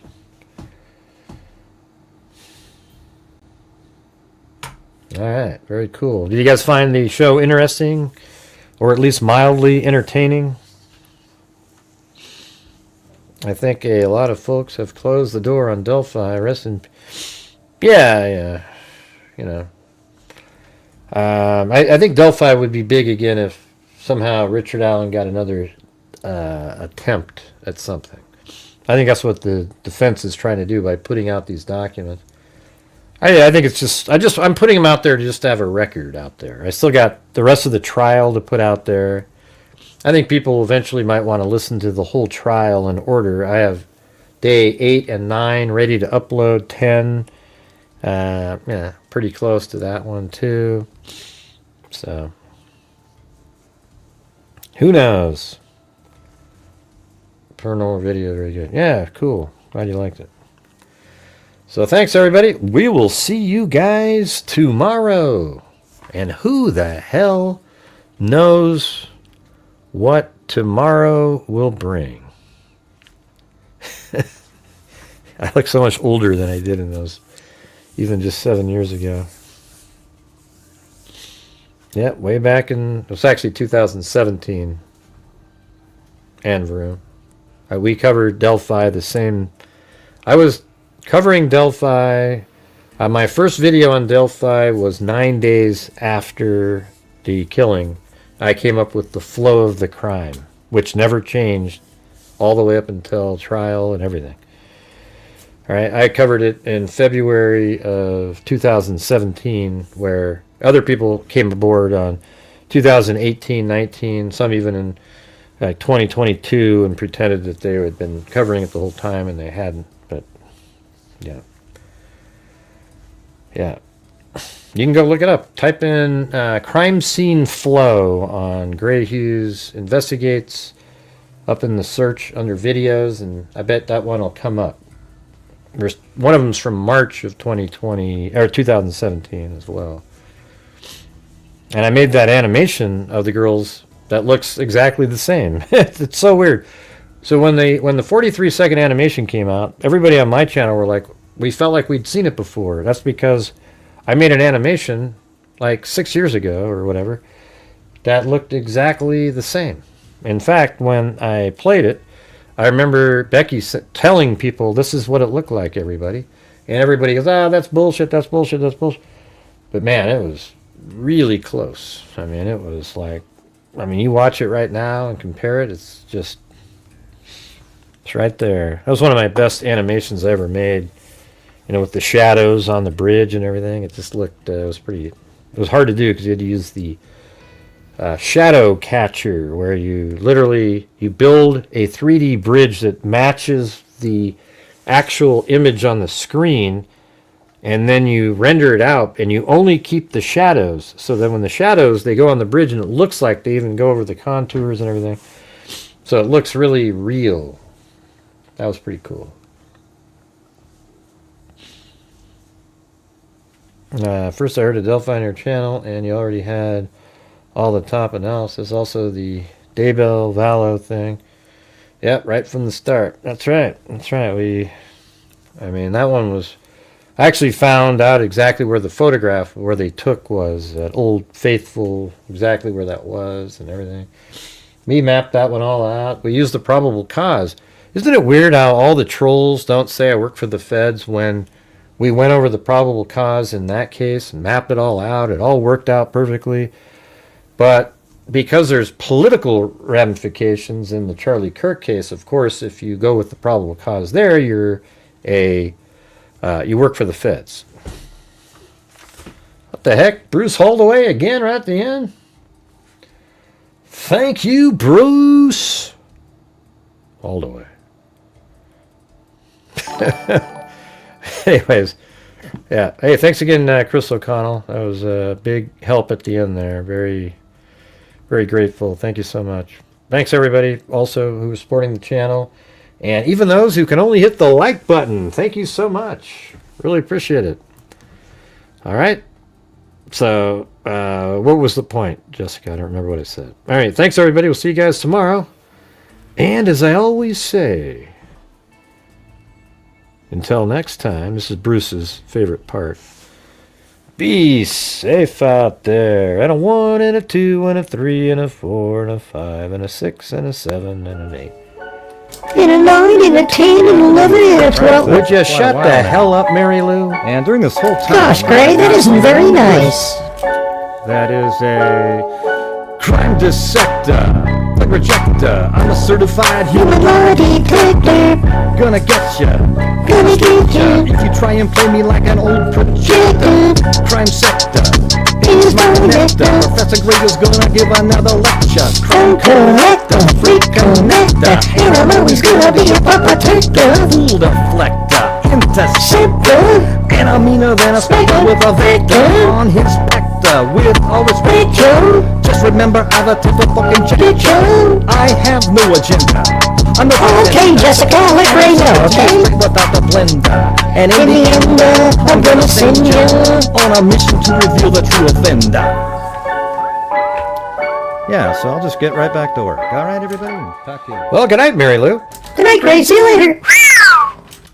What the heck? Man, that hurt my ears.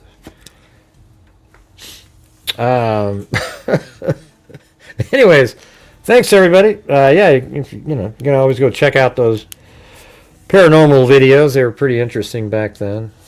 Pretty weird, the something minus woman. That's almost like the name of what you name a painting or something. So, thanks everybody. See you guys later. And as I always say, until next time, be safe out there.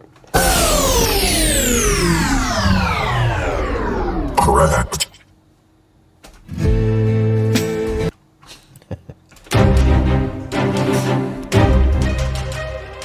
Thank you for watching Gray Hughes Investigates on YouTube.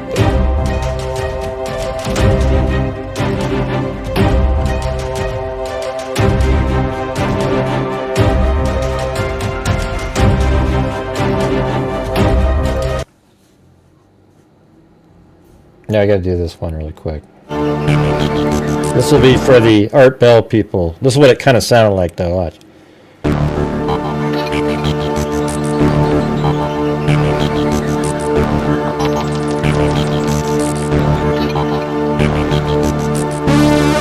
From the green forests of the Pacific Northwest, I bid you all good evening, or good morning as the case may be. Tonight we'll have on our special guest. That's what he sounded like. He had a little nasally tone there, right? Except what he would say, this is what he would say. He'd go like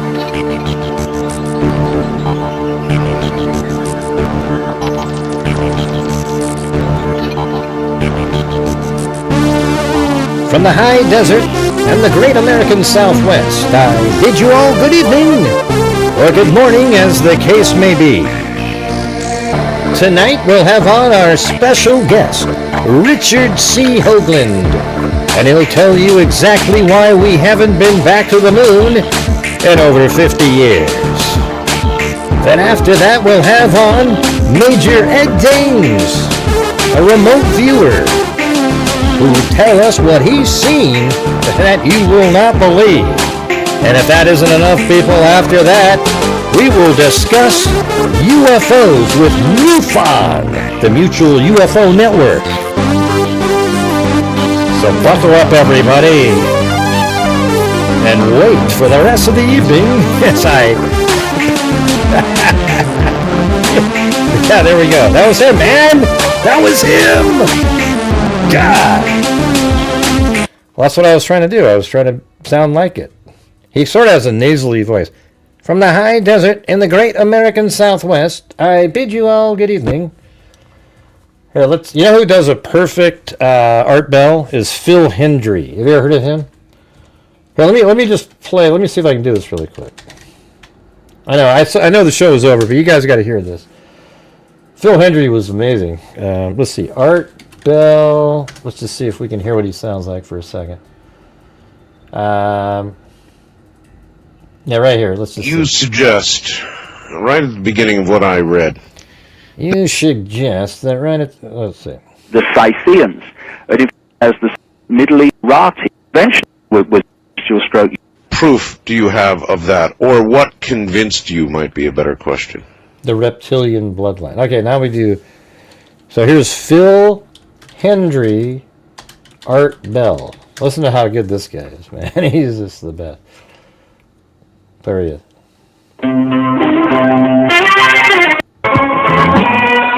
Yeah, see this guy, he does all of the Art Bell intros and everything. Just listen to this.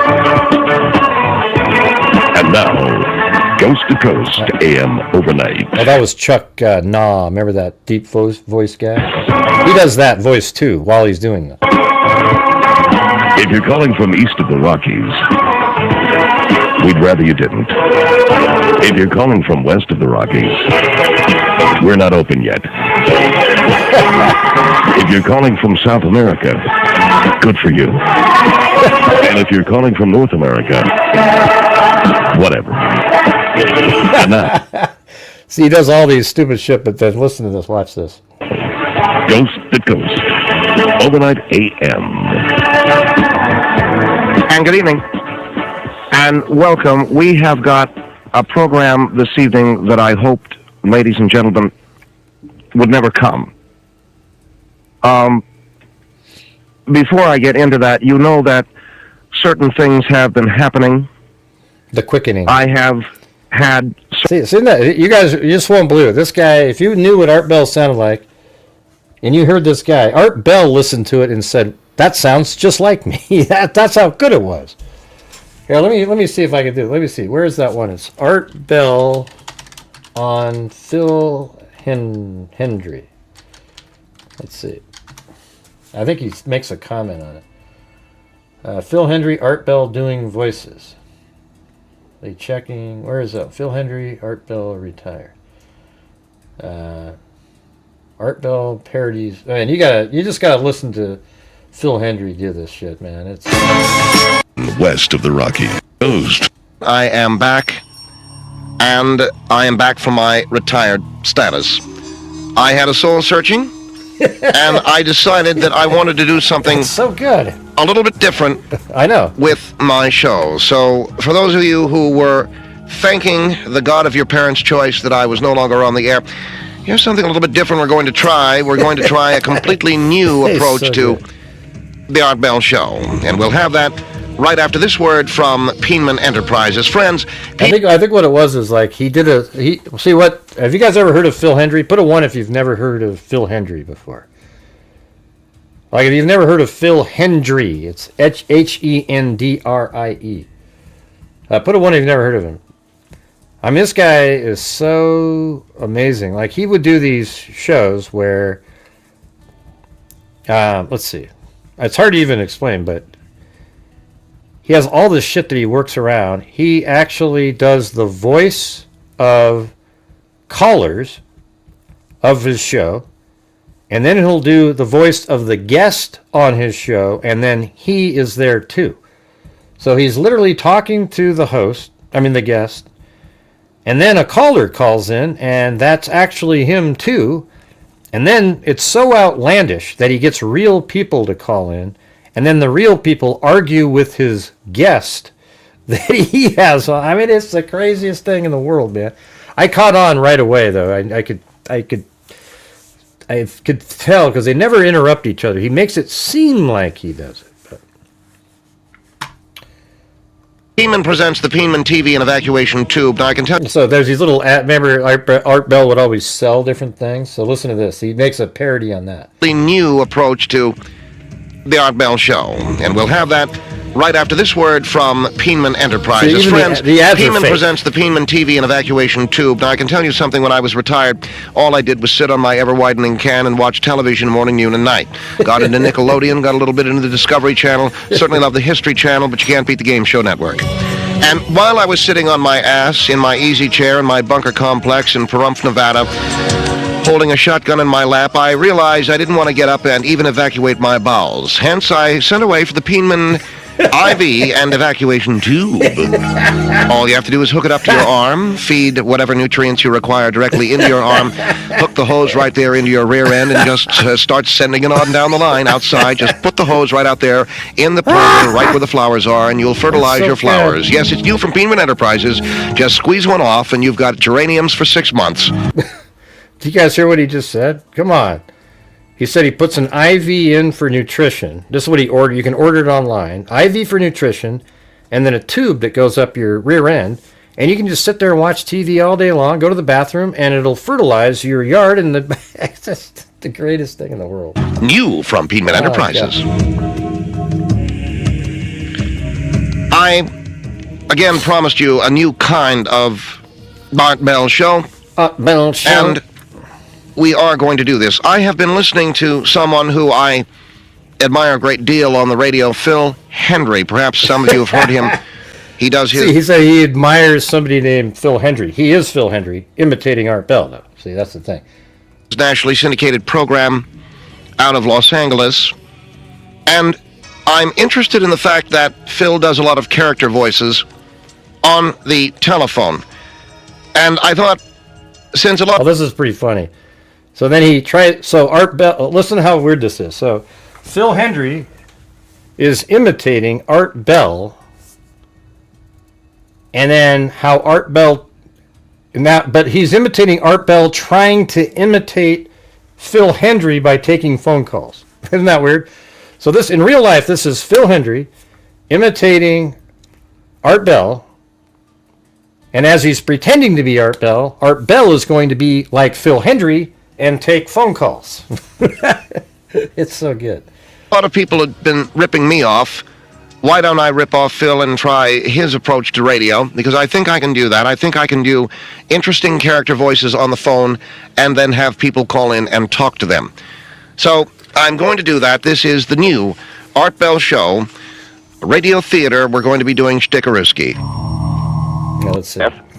Well, Bob, here we go. Let me pick it up, and I understand your name is Bob Smith, isn't that right? Yes, it is. This is Bob Smith. Well, Bob, fantastic of you to call. And what can we do for you? Well, I'm not quite sure. I have called your program, and I must tell you that I raped a woman, and I feel bad about it. Oh, my God, you raped a woman. Yes, I did. And, well, I think I have a lady on the line who wants to comment about that. And what is your name, ma'am? My name is Jane. See, he couldn't make the other voice. You see how stupid that is? He sounds just like a guy again. Jane Smith. Say hello to Bob. Hi, Bob. Okay. So Jane and Bob sound exactly the same. All right, Jane, were you the See, he's laughing in the background in this one. woman that he raped? Yes, I was, and it felt pretty good. I enjoyed it immensely. Well, Jane, no, you couldn't have, because you were screaming, you called the police, and I was placed under arrest. Is that Bob speaking? No, this is Jane. See, he couldn't do it. Yeah, let me do, what's this other one? Colleen. He has these actual Christine Brewster. I think that's him. Phil Hendry, right?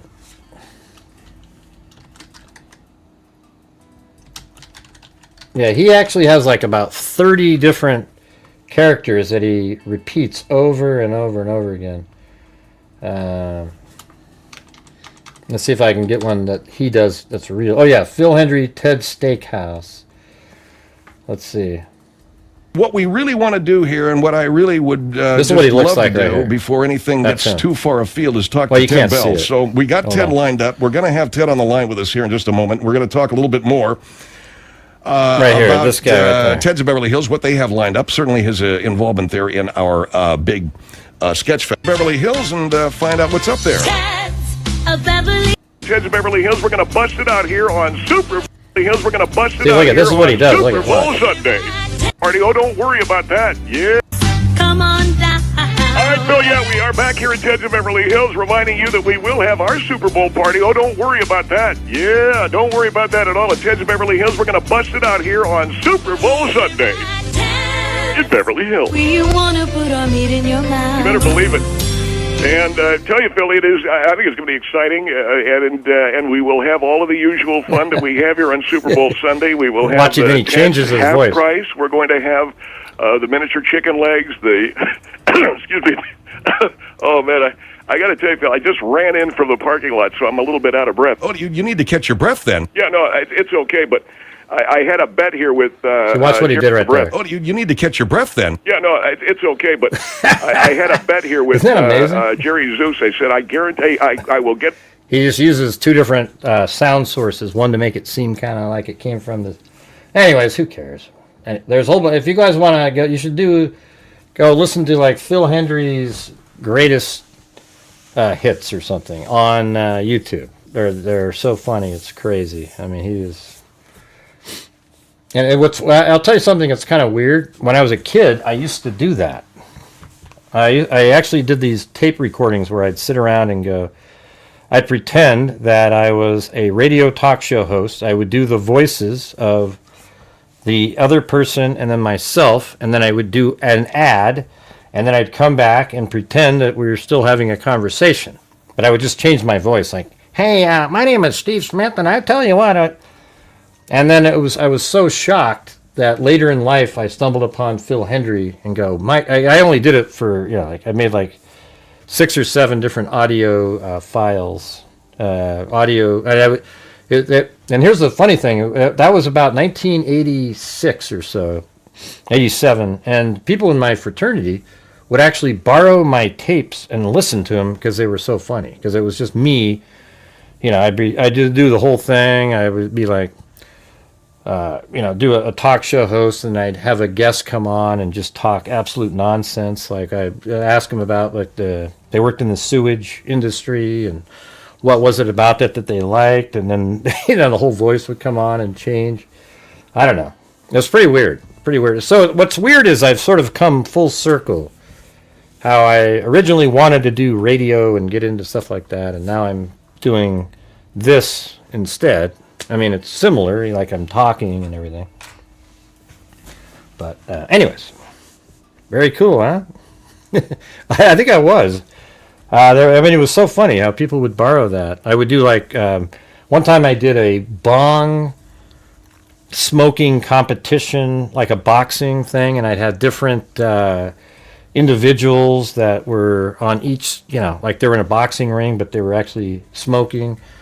And then I do the voices of them, and it was just pretty funny. All kinds of stuff like that. But Phil Hendry's about 10,000 times better.